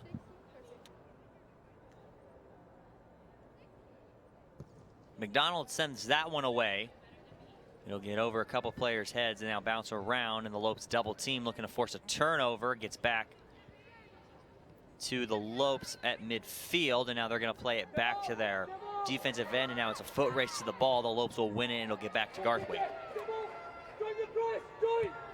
Garthwaite will boot that one up for Danny Babb, who will play Cameron Larson, who will look to send Babb again, who's got some speed, but Colorado State able to send it all the way back to McDonald, who will boot it to the sideline, and that one unable to be kept in bounds by the Rams. And now Cameron Larson, who wants to go quickly, unable to do so since the other ball was once again not off the field. So the second time we've seen that tonight. But Mikayla Mcgee will get ready now for GCU to send it in. It'll be a long one into the corner, and now headed for Larson, but kicked away to the middle. That's Roberts looking to win it. Played back down into the box, but CSU able to pop it up, and it'll get out of play, and Mikayla Mcgee's gonna get ready to throw it in again. She'll give it to Babb, who had no teammates around her, and she's trying to kick that one off of the Rams defense, unable to do so. And now Tyler Ferguson has the ball. She'll go all the way back and reset with Lauren Garthwaite as we have now eclipsed 20 minutes in to half number 2. Larson unable to get a touch to that one, and Colorado State's going to send it right back down, and now Ferguson's going to get called for a bit of a push on Kristen Noonan.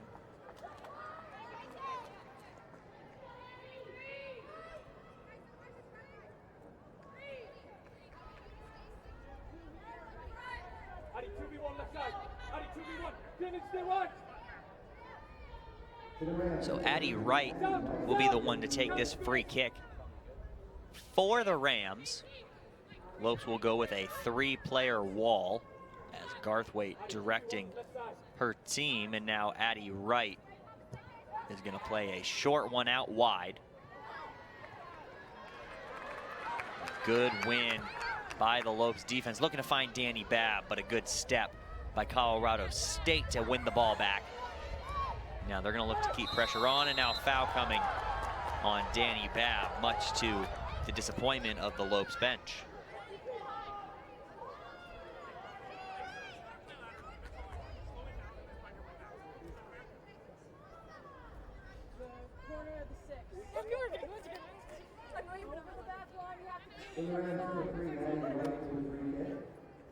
Addie Wright will once again take this one for the Rams. She's going to send that one into the box. It'll bounce around off a couple players, and that one will get deflected and now cleared out wide, and that's going to end up being another Colorado State throw-in. And substitutes for Colorado State. Well, a few threats early on for both the Lopes and the Rams offensively, but both defense really stepping up here in the last 5 minutes or so, as both teams have had real struggles trying to get inside the box offensively.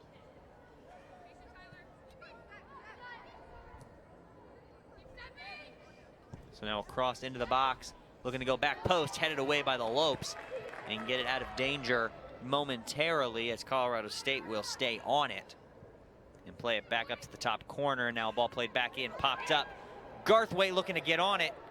She does, as that one almost could have been dangerous for the Lopes, as I thought that one looked to pop out of her hands and get behind her, but she's able to recover. And the Lopes will once again keep this one at a scoreless draw. Yeah, a sea of white in that pile there. Lauren Garthwaite coming away with the ball. We saw moments ago with Cameron Larson trying to cut off Gaby Mcdonald on the far side. Lauren Garthwaite able to keep this game tied up. Danny Babb will play it into the middle. It'll be deflected, and now the rebound shot right into the hands of Gaby Mcdonald by JC Ironshad. And we are still knotted up at 0-0. Well, JC took a good shot there, but right into the hands of Gaby Mcdonald. Once again, Mcdonald not really having to shift her weight at all there. Just a clean catch to keep the game knotted.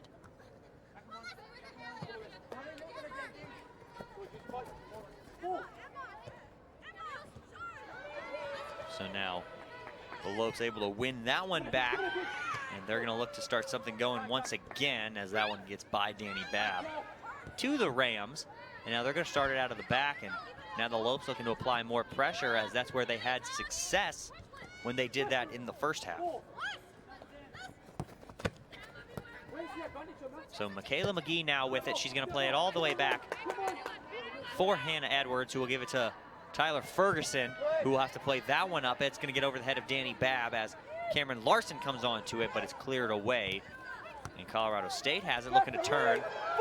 Haley Boster is going to get called for a hold, and now we are going to get our first card of the match. There it is. It'll go to GCU's Haley Boster.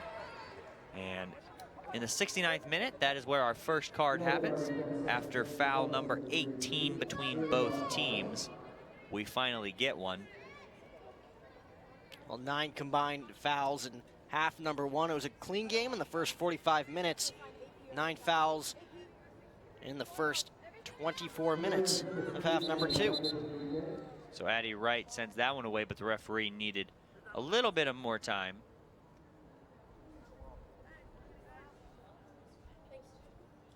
So she'll have to reset and wait for the referee's whistle.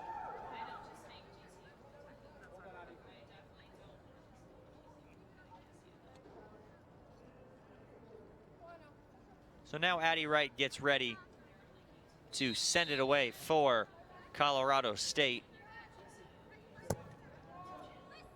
And that one, it will be booted away, but kept in play by Colorado State, and the Lopes get it back, looking for Danny Babb up top. It'll get over her head.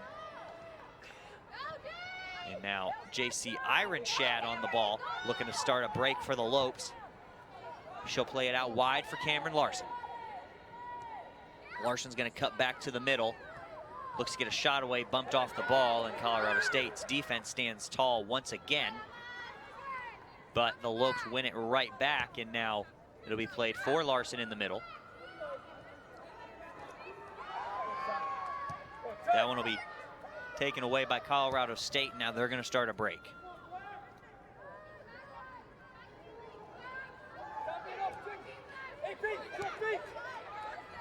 The Lopes get ready to bring back Hannah Nichols and Remi Deutsch at the next opportunity they're able to. As Colorado State now with it in the middle of the field. A couple of good moves to beat two Lopes defenders, and now another one to get around and a pass away, but it'll go right over the head of the Lopes, but they're gonna win it back, and now jostling for possession. The Lopes are gonna win a free kick as a foul will be called on Colorado State.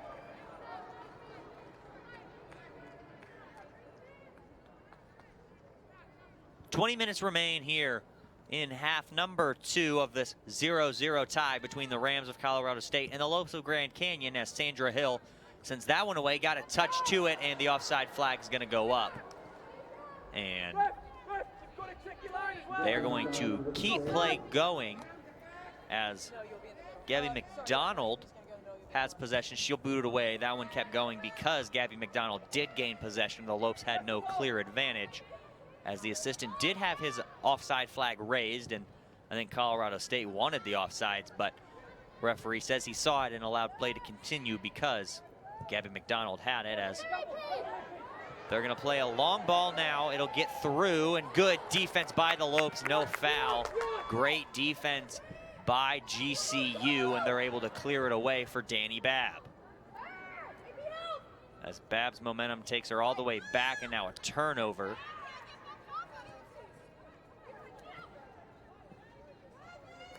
That one gets out of play. Lopes gain possession, and now it'll be Remi Deutsch, Sydney Torres, and Hannah Nichols to check in for the Lopes. And Gracie Armstrong's gonna check back in for the Rams.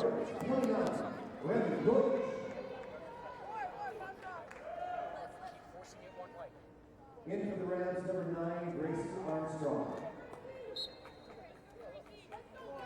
Lopes get ready to start play back up with a throw in right to Cameron Larson. She'll make a turn. She gets held and dragged down, and now another foul coming on CSU. That's going to be their 8th of the game and our 20th total foul.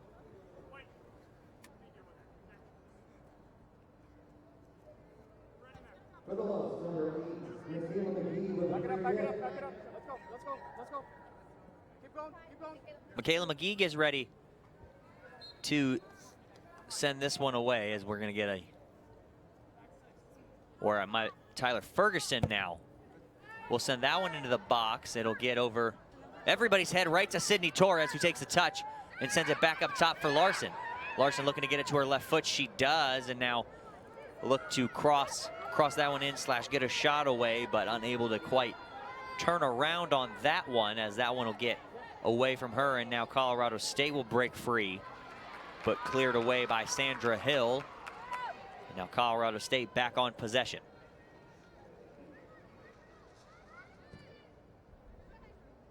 That one played all the way back, and the Lopes will have an easy attempt here to get something going. And now a quick touch looking to find Larson on that wing. Gets it to her out of bounds, no whistle. And we're going to get a Colorado State throw in, as they will make a substitution again.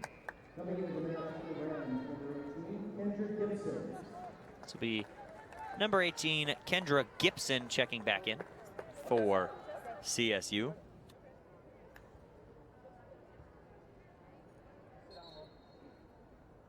As the Rams now will start us off on the far side with a throw-in to get us back into play. But the Lopes will win it back, and they will find Remi Deutsch. surrounded by a couple of white jerseys, looking to force one through, unable to do so, and unable to win the ball back as the Rams will take back over on the defensive side of the ball.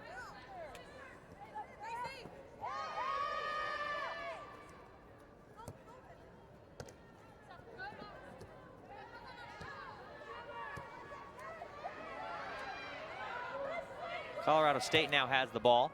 Looking to play that one up. It's going to go right to Lauren Garthwaite. She'll keep that one in bounds. And now she's going to set something up for GCU. 15 minutes remain here in half number 2. If we don't get a goal, we'll go to everyone's favorite overtime. As Remi Deutsch now has possession, but she will get it taken away from her, as now the Lopes looking to get it back, and it's Deutsch who has a good fight for the ball, and she's able to win it back, and now looking to find Sandra Hill, but it's taken away by CSU, and now they're able to find the middle of the field and look to get something going, but now the Lopes do a good job to take that away, and now it'll be cleared out to Mcgee, who will find Ferguson in the back, who will play out wide for Deutsch, who will chest it to her head and find Larson, and now it'll find its way back for Mcgee and Ferguson. And then all the way back for Lauren Garthwaite. Well, the biggest key to the Lopes offense in the first half to that success was being able to separate themselves from Colorado State's defense. They've been neck and neck so far here in half number 2, as the Lopes still looking to threaten Gaby Mcdonald in some way in these final 14 minutes, just trying to come away with a thrilling victory before they go on the road.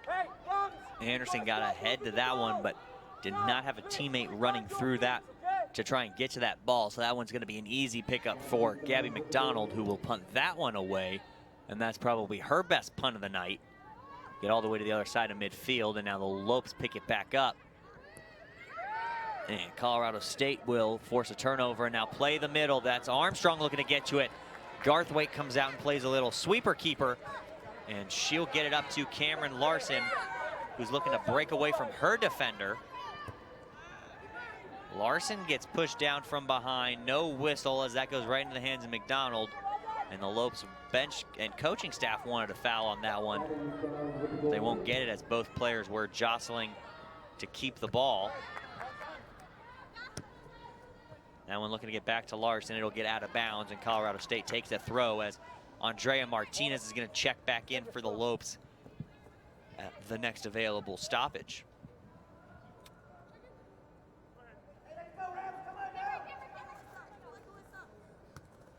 Colorado State sends that one into play, and now the Lopes double teaming that, as Colorado State able to keep it in, but the Lopes gain possession as Nichols will pass back to Mcgee, who will go up for Cameron Larson, who does a good job to keep that in play.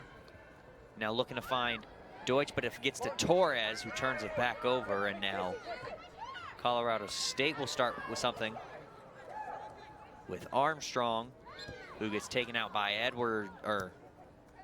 Anderson, and there's the whistle. And now Colorado State will get a chance to take a breath, and so will the Lopes, as both teams will try and set something up as we enter the final 12 minutes of play. They'll play it short to the midfield line, and now up the far side, or the near sideline, as Deutsch gets a touch, gets it to Mcgee, who gives it right back to her. Played into the middle. Anderson's just going to send that one out of bounds. Colorado State will get the throw in, and now both teams will have a chance to make substitutions, as here comes Martinez, who's going to take Cameron Larson out for the first time tonight. So Larson's going to get her first breather of the game. She's worked hard, has 2 shots. Both of them have been put on goal, so she's had a nice night, just not unable to find the back of the net just yet.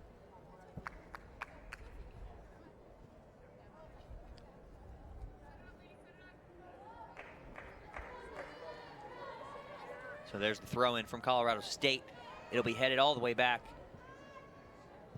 And that one's booted out of play once more, as Colorado State keeps possession on the throw in. That one will be thrown into the middle of the box. That's Noonan. And now a whistle and a foul Well, Colorado State and the Lopes will have a chance to clear this one away. And the Lopes once again getting a chance to reset on offense with just 10 minutes left to play in regulation. Be a fitting way for the Lopes to go on this road trip with a thrilling victory in the final minutes at home.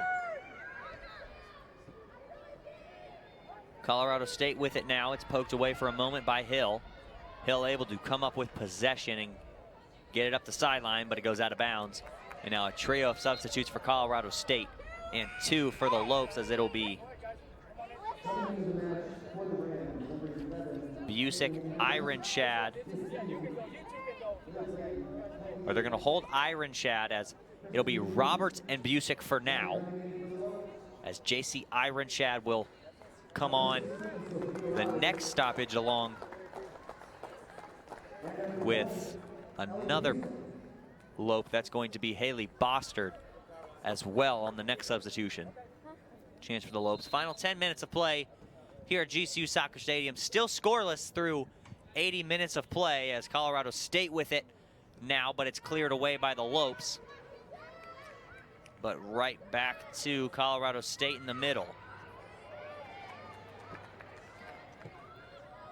All right, Ellie Busick with it now into the middle of the field. She gets away for a moment. She'll cut back to the middle, and now we'll look to send Roberts on the far side, unable to get it to her. Now Nichols gets it free. And now a double team from the Lopes, as was Deutsch and Busick. And now Remi Deutsch on the ball once more, as that was played into the middle. It goes by Hannah Nichols, and it'll be played up by Hannah Edwards, looking for Sophia Roberts on the far side. She's unable to keep it in bounds, so that one will get out of play, and now Colorado State will have another throw-in.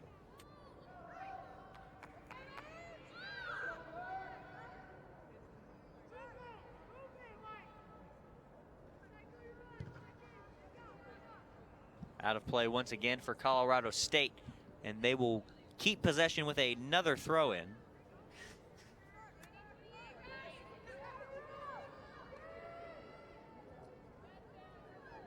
And now the Lopes able to clear it away and get it up the field momentarily, and now Colorado State takes back over at midfield. Good turn to get away from a defender, and now good pass to Springham on the far side. Will cut back to the middle. Look to play the middle as Lauren Garthwaite comes running off her line and diving to keep that ball from getting any closer to the goal. And Kaylee Lordman, the only Ram in sight there, surrounded by black, but nice defensive stop from the Lopes goalkeeper.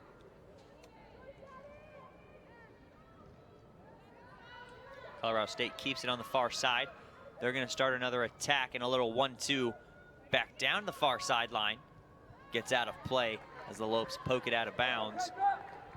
As that trio of Lopes and Larson, Boster, and Ironshad still waiting to get back into this one, right into the hands of Lauren Garthwaite. She will catch that one easily and will start something again for GCU.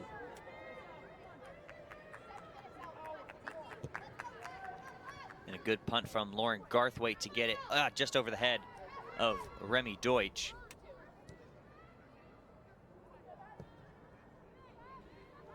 As that one will be passed back to the defense of CSU and now up the field, as Sandra Hill will challenge again and stay in front of that one. That one will get into the middle, and CSU now being patient with the ball, looking to find something to get past these Lopes and Lauren Garthwaite, as now a missed slide tackle will get the ball into the middle of the field, and now out wide, cut back into the middle, and it's poked away but to the top of the box, and now a little ball played in, and the offside flag goes up and the whistle is blown, and now the Lopes will get a free kick as Lauren Garthwaite will set it down, and she will go. That one was looking for Noonan in the middle, and that was a dangerous ball. Good thing the Lopes caught her offsides, or that could have been maybe the game winner as we enter the last 6 minutes of play.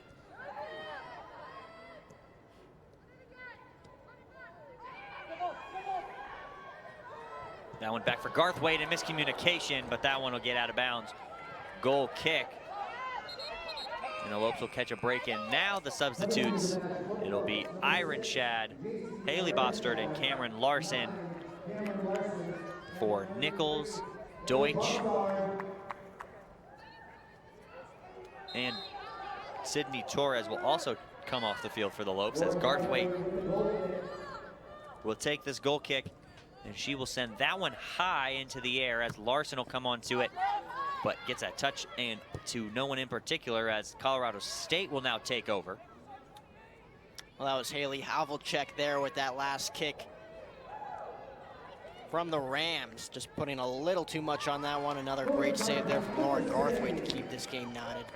That one right in the hands of Lauren Garthwaite. She already has one shutout on the season. That came in her debut for the freshman in Florida when they shut out Stetson 1-0 to open up the season. And Gaby Mcdonald also has one shutout on the season. So both keepers very capable of not allowing anything to get by them, and they haven't through 85.5 minutes so far. And now here comes Colorado State, bumped off the ball, and now it's Ellie Busick with it, cuts to the middle as she's surrounded by teammates and Rams defenders, and that one's played right to nobody, but Emma Anderson gets it off the deflection.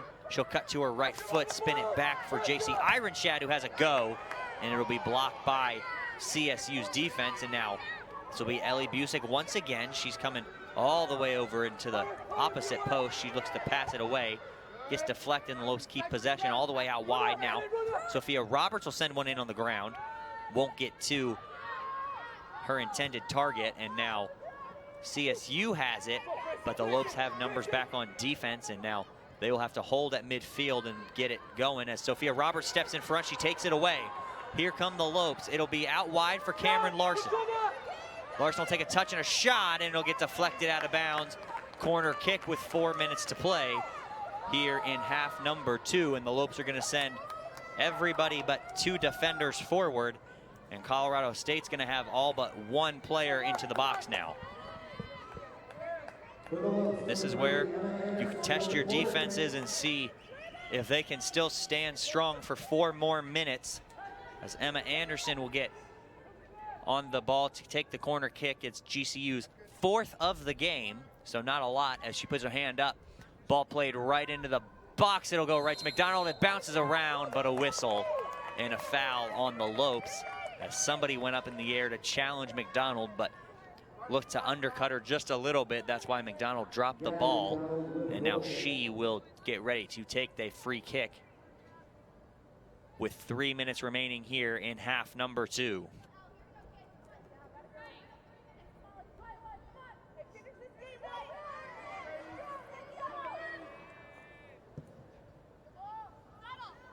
That one goes right to Ellie Busick, and then it finds JC Ironshad. She's on the ball. She's going to cut it down to the sideline. She looks to send one in. The Lopes are going to get another corner. Well, this is what you want to see if you're the Lopes in these final minutes of regulation. The biggest difference between the first half and the second half is that in the first half, the Lopes put a ton of pressure on Gaby Mcdonald. Not so much through the first 43 minutes or so here in half number 2, but really putting the pressure on right here with 1 corner kick from Emma Anderson and another one right here trying to win the game. And Sophia Roberts will send this one in from the opposite side now. It'll be popped up by Colorado State, and it'll get out of bounds again, and now they're going to take the corner on the other side with 2 minutes to play. So the Lopes still threatening with 2 minutes to play, and a goal here would almost certainly be the game-clinching game winner for GCU. Oh, the Lopes offense really testing out that Rams defense at the moment. 3 straight corner kicks. We'll see if the 3rd time's the charm for Emma Anderson. Anderson sends it into the middle. It'll be headed away and then back to the top of the box. Winding up and fires one right through, and it gets deflected, but it'll go right to Gaby Mcdonald with less than 1.5 minutes remaining now. So Colorado State fends that one off as she punts that one all the way to the defensive side of the field for GCU, but they have it right back at the middle of the field, and now a foul on CSU.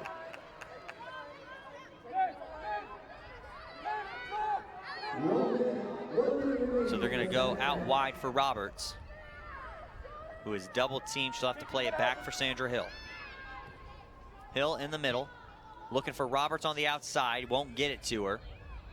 Less than a minute remains now. Colorado State now still has it on the defensive side of the field. They have to be careful. And now they'll get it into the middle and away from pressure. And now they're gonna start something. So that one will get to the outside, and Colorado State with it now. 20 seconds remain. It's cut back to the middle. That one played in. And it'll be kept out by GCU. 10 seconds remain. Busick with the ball. 8, 7, 6, 5, Now it'll get out of bounds. 3, GCU throw in. And we will have overtime here at GCU Soccer Stadium. So a little bit less of an intensive second half compared to the first, but both teams once again standing tall on the defensive side. Well, in half number one, we saw good offenses against great defenses. It was a little bit of a different story in half number two. We saw great defenses against both struggling offense. So neither offense really getting going in the second half. We saw Lauren Garthwaite add to her save total with a couple of saves early on. The Lopes not really threatening against Gaby Mcdonald till those last late penalty kicks in the corner. But it'll be interesting to see if the Lopes can come away with a victory in their first overtime game of the season. As you mentioned, the first overtime game of the season. Referees will go over the rules as both coaching staffs get together to talk over a few last-minute things. We'll have about 4 minutes before the first overtime period starts. So both, or just the Lopes entering their first overtime action, but CSU has played double overtime, and that was in their last game to Eastern Washington in that 1-1 draw on the road. So they have experience here before. Lopes will get ready. Both teams have to be tired. It's been a long game, but we will be right back with the first overtime period, looking for a game winner right here on GCU TV.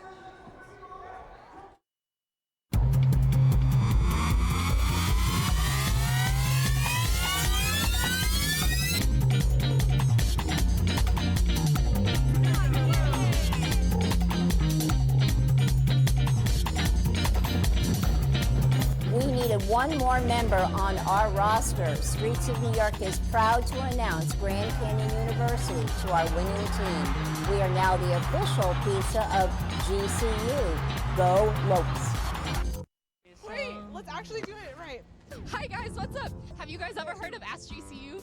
I have heard of it. I have before, yeah. What is your favorite Ask GCU episode? Why should go to GCU?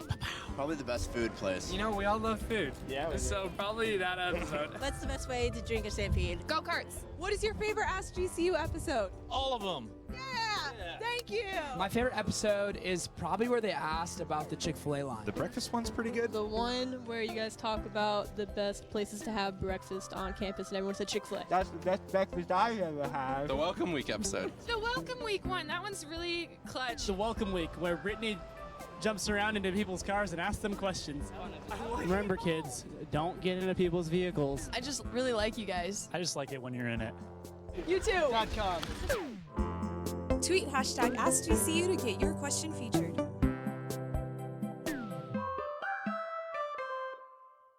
Canyon State Credit Union, a local credit union serving the Valley for over 65 years, can assist you in buying your first home, refinancing your current home, or if you're dreaming of a retirement home. Canyon State Credit Union can provide you with a fast and affordable solution that meets your needs. Let Canyon State Credit Union run the numbers on your dream. Visit canyonstatecu.org or call 623-580-6015 for more information. Canyon State Credit Union, committed to you. We do business in accordance with the Equal Credit Opportunity Act, MLS number 41037.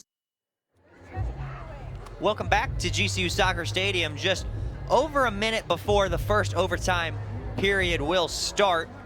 Both teams looking for that first goal, and at this point, one goal will prove to be a winner. And Jack, what do you think the Lopes will have to do here in overtime to get the win? Well, we saw a lot of it in half number one, Kyle. The Lopes able to separate themselves from that Rams defense. We didn't see too much of it in the second half as the defense stepped up for Colorado State, but look for the Lopes to once again trying to separate themselves from that ever so impressive Rams defense. And once again, Lauren Garthwaite's going to have to be on top of her game here in overtime with only one slip up that could cost the Lopes another loss here on this homestand as they look to try and end this homestand on a high note with a win. Absolutely, and overtime rules will work like this. We will play 2 10-minute overtime periods. If we are still scoreless at the end of 20 minutes, we will go home with a tie. But if either team scores, that will immediately end the game on the golden goal, sudden death. 1 goal needed now to win the game for both sides. As you can see, Coach Leader going over everything he wants to see here in the overtime periods as the referees get ready to go. And as we talked about earlier, the men on the road in the 62nd minute at Santa Clara, they are still up 1-0 thanks to that 20th minute goal from Burt Wilton. That would be his second goal on the season. George Tassareese has yet to have to make a save tonight. So the Lopes men's defense standing just as tall and strong as this women's defense here tonight. And we'll see if they can keep it going and get a win on this Sunday night going into their road game at Santa Barbara next week. Well, it's been a very impressive start for Coach Shellis Heidman's bunch. We saw them with a 3-0 win on opening night last Friday to pick up his 500th win. Up 1-0 tonight, and of course we got that call on Thursday night, 7 p.m. right here on GCU TV against Oregon State. Gonna be a fun one as we look all set to go here for the first overtime period. You mentioned it, Kyle, 2 10-minute periods. But once again, sudden death if either team can get on the scoreboard. Not very many people have left the stadium tonight. The Havoc's still behind Gaby Mcdonald on that opposite end as the Lopes will start us off here in overtime number 1. As Colorado State quickly gains possession, and they're going to start the first attack of overtime. And now a foul and a card coming, and that was a smart foul by the Lopes. And they immediately knew the card was coming just 13 seconds in. They just had to stop that break any way they could. Another thing the Lopes did so well with in the first half, besides both their offensive play and defensive play, was the lack of fouls defensively. We saw much more fouls on both sides in the second half, 9 fouls combined in half number 1. As we almost saw a game ender right there, Kyle. Quick save from Garthwaite. So Garthwaite has to get her hands on one just 25 seconds in, and she does it well, and she'll punt that one to midfield and get the Lopes going. That's Ironshad looking to spring Busick. She does. Here comes Ellie Busick down the far side. Busick looking to get one in. It'll go right to Gaby Mcdonald. And now the Lopes just pressured the Rams right back. So a good first minute from both sides here in overtime number 1. That's what you like to see right there from the Lopes. Able to cut them off, or Gaby Mcdonald able to cut off the Lopes right there. Lopes trying to cut off Gaby Mcdonald at the very last second. We saw earlier in the game with Cameron Larson. Aundrea Martinez looking to be that hero right there. So CSU with a foul, and now the Lopes will get a decent chance from the middle of the field, 40 yards away just about, give or take a few in either direction. So JC Iranshad will take it for the Lopes. She'll send it in on the ground, and it'll be booted away by the Rams defense, but right to Hannah Edwards, who will send it right back in, looking for Sophia Roberts. It'll get by her, and in for Emma Anderson. She's going to force a corner, and the Lopes still threatening just a minute and a half in, and you can probably feel that Colorado State is bending just a little bit. Both teams have yet to break yet so far tonight, as Emma Anderson will send this one in off her right foot in the near corner. The Lopes will send a player short. Anderson will send that one in high to the back post. It'll be headed away, but right in front to the Lopes. shot away. It'll go on the ground and it'll be booted away by the Rams, but right to Mikayla. Mcgee sends it right back in, and now the offside flag goes up on Cameron Larson, who started in an offside position before she played that ball onside. So the offside flag is up. And now Colorado State with a chance to clear. They go quickly out wide, and now they'll try and start something all the way from the back.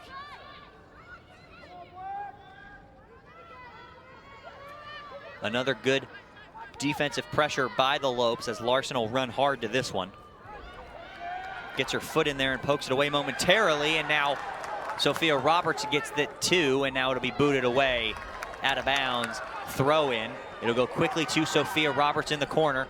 Roberts has to run it down. She cannot. Caught a little bit off guard by that quick throw in. And now a goal kick for Gaby Mcdonald and the Colorado State Rams. Well, however this game turns out, Kyle, you can't say enough about Gaby Mcdonald's performance here tonight. Has had her back against the wall in the last 5 minutes of the second half with those 3 corner kicks from the Lopes. A quick one against Emma Anderson to start off this first overtime period. As Gaby Mcdonald, surely the player of the game for Colorado State to this point. And now that one played to nobody in particular. To get out of bounds, and we'll have another goal kick for Colorado State. And a substitution for Colorado State. It will be Caroline Lucas who will check in up front for CSU.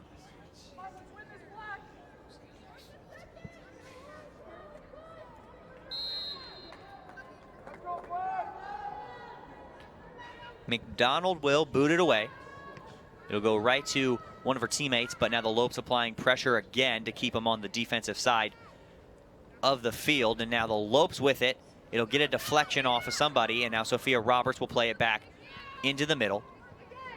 Here comes Ironshad, who's going to have a go, and it's going to get way wide, and Mcdonald will quickly roll it out. And now the Lopes looking to keep pressure on. They do. Good job from Emma Anderson. But now the Rams will clear it away. It'll get out of bounds, and a Lopes throw in. Sandra, you can't overlap there when she's this way, okay? Just stay back. So, go up. Mikayla Mcgee will throw it in. It'll be headed into the middle and headed right to the Lopes. And a good turn looking for Roberts. She gets a touch and keeps it in play, and now we'll look to cross one in on the ground. She does. It gets right by Cameron Larson and bounces just under JC Ironshad's foot. But now Sandra Hill keeps it in. And Sandra Hill will look to play Sophia Roberts, but it'll get out of bounds. Colorado State ball, and they will make a substitution. It will be Alex Lanning, number 2, back into the game and into the midfield for Colorado State.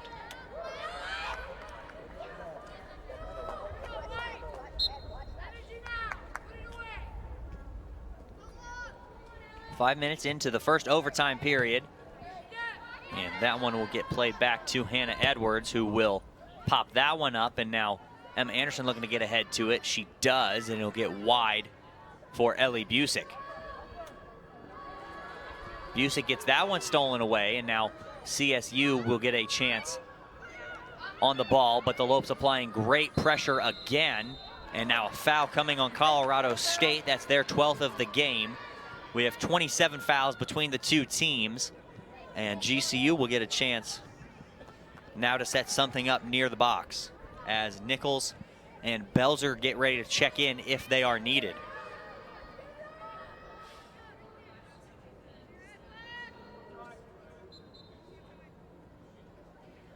Ball will be played into the top of the box. It'll get into the hands of Gaby Mcdonald, who makes a good play on that one, and now the Lopes will have to reset their defense and try and pressure the Rams into more turnovers. They do that time, but it gets by one of them. And now CSU on the ball with Noonan, but it's taken away, played out wide. And a foul was called on GCU. And now Colorado State will have a chance of their own. They'll go quickly into the middle. A good 1-2 pass, but again, turned over, and now Good play from GCU and able to stay with it, and now play Sophia Roberts. Sophia Roberts looking to fight, stay on the ball. She gets held, but they're gonna call a foul on Sophia Roberts, and Colorado State's gonna get possession, and they will get a free kick.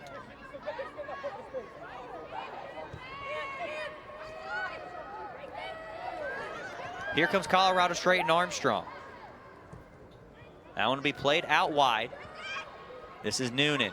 Noonan looking to get one in front, and Colorado State couldn't find the touch. A good ball by Kristen Noonan, and the Lopes will catch a break, and Nichols and Belzer will check on as Garthwaite will set up this goal kick. Noonan's pass to Lundman there just a little too quick, as Lundman was unable to get to that one, but that was a scary situation for the Lopes. Could have cost him everything right there. Luckily for the Lopes, in this overtime period through the first 7.5, 8 minutes or so, the defense has been splendid despite those first 2 attempts there, as Lauren Garthwaite, you could see there with the save just inside the box. We'll see if the Lopes can get anything going offensively with about 1.5 minutes to go here in the first overtime. That one will be punted away, and Anderson on the ball with it now. She has possession for the Lopes. She will play it out wide. Belzer to cross it in on the ground. It'll go right to Colorado State. Larson trying to apply pressure from the back.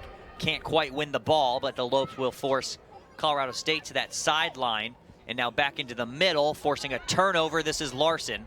Larson gets it taken away. And now Colorado State will have a chance to get it away. And that time they do, but not quite away as Mcgee steps in front.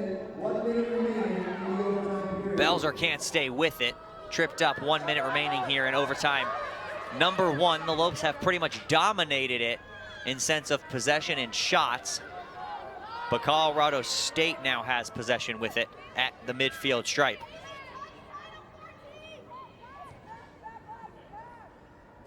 Ferguson with it on that far side.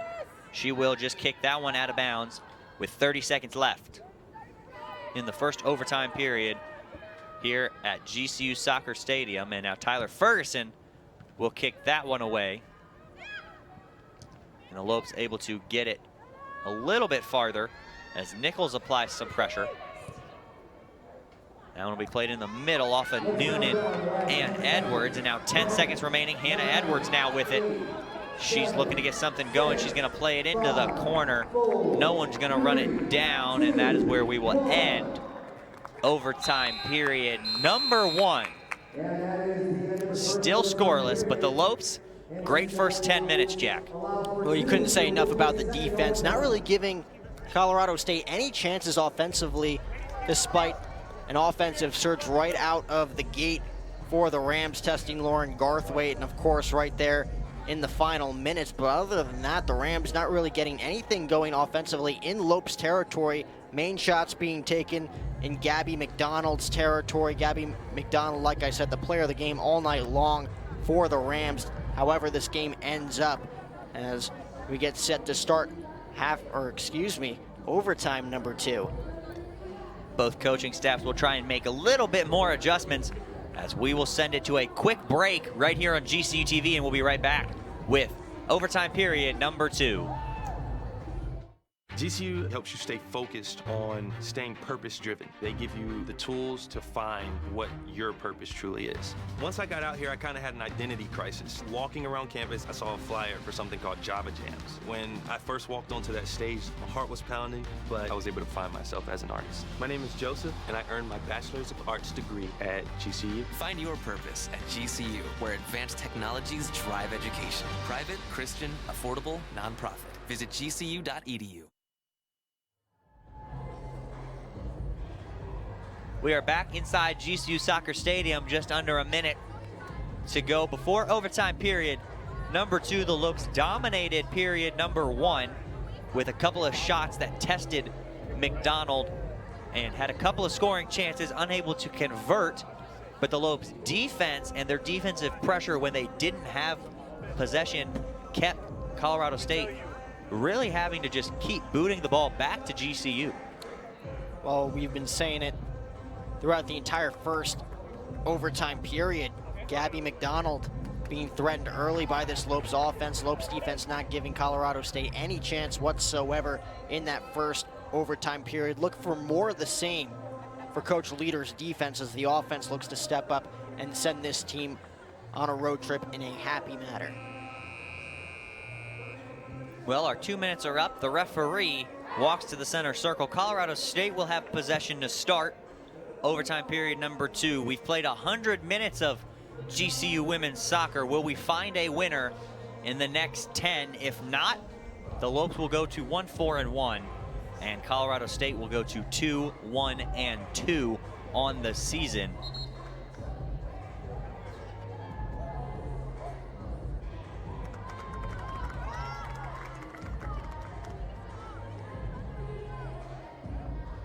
So Garthwaite able to make 5 saves so far in this one. Mcdonald able to have 7. The Lopes have 16 shots total compared to the 11 for Colorado State.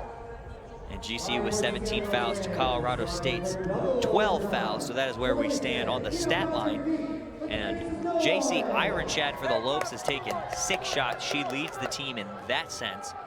And Kaylee Lordman has 4 for the Rams, and she is the team leader for them as the referee counts players, gets ready to go. Overtime period number 2 is underway here at GCU Soccer Stadium. 10 minutes left in this one. We'll either have a winner or we will have a tie, as Colorado State's going to start early. It gets through, but Garthwaite is right there, and we almost had a winner 12 seconds in to this one, Jack.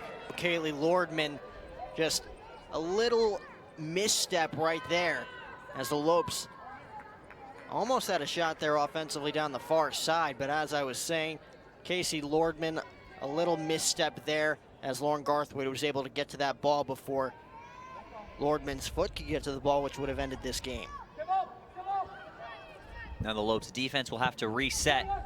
And at the moment, Colorado State is giving GCU a taste of their own medicine with the defensive pressure, as that one will get back to Colorado State and they will keep possession. Going down the far side. Now the Lopes able to get it back. And that one will go out of bounds. Throw in for Colorado State. That'll be a quick one up top. Cleared back out to the sideline, but Colorado State keeps it in play. Cuts to the end line, and it'll go over everybody's head, and now cleared away.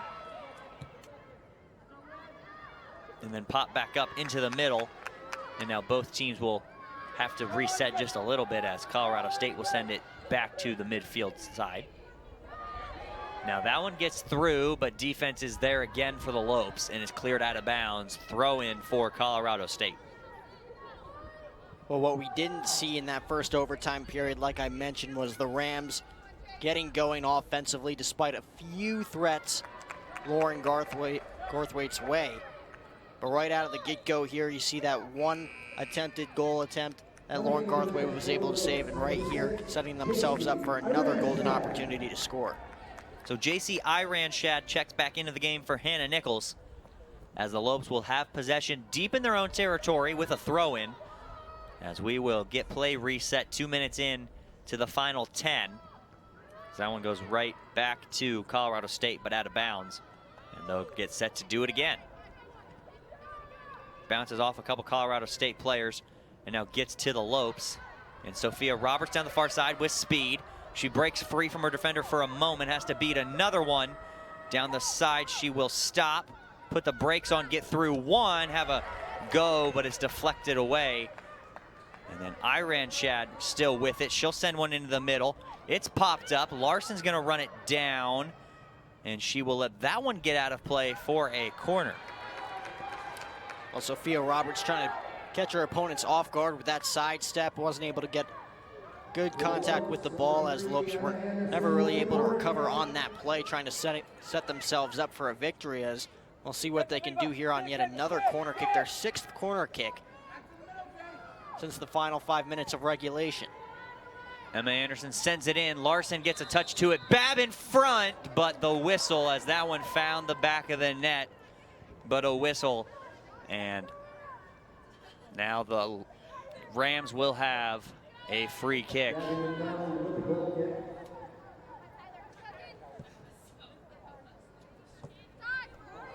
That one played out quickly and out wide. Babb applying pressure.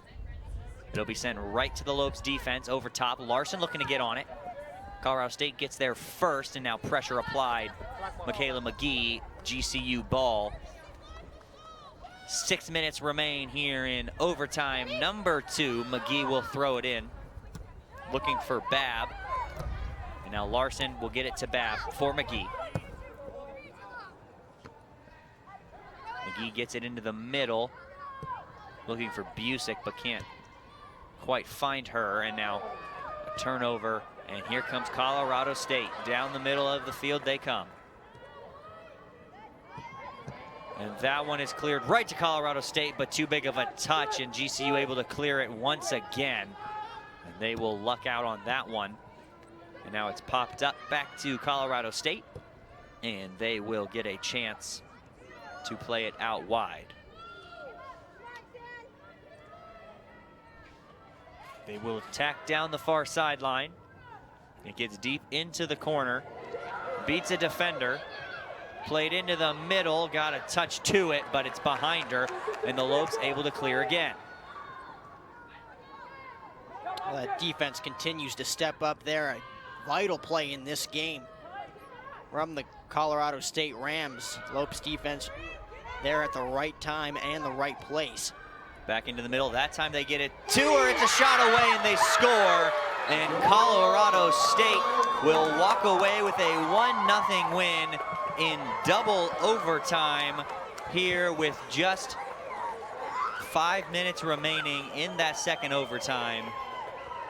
And heartbreak for the Lopes, but a great game played for 105 minutes. Oh, you gotta feel for the Lopes here, especially Lauren Garthwaite put on a performance tonight. 5 saves as the Lopes fall in this one, 1-0 in double overtime.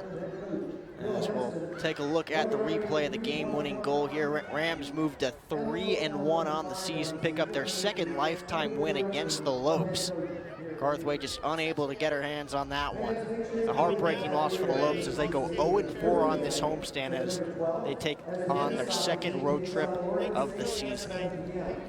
So Kaylee Lordman will get credited with the game winner here. She will have a team leading 4 goals for the Rams on the season now as they advance, like you mentioned, to 3-1-1 on the year. And our GCU Golf Course Player of the Game is going to be Lauren Garthwaite. Despite that 1 goal, Jack, she had a spectacular game. Well, you can't say enough. Like I just mentioned, put this team on her back in the final minutes of regulation as Colorado State threatened. We saw the defense step up in that first overtime and in the second overtime. Colorado State threatening right away. Lauren Garthwaite able to keep the ball in front. A tough play on that last kick from Lordman. And once again on the other side, can't say enough about Gaby Mcdonald either. Really persevered in this one and ended up giving her team the victory.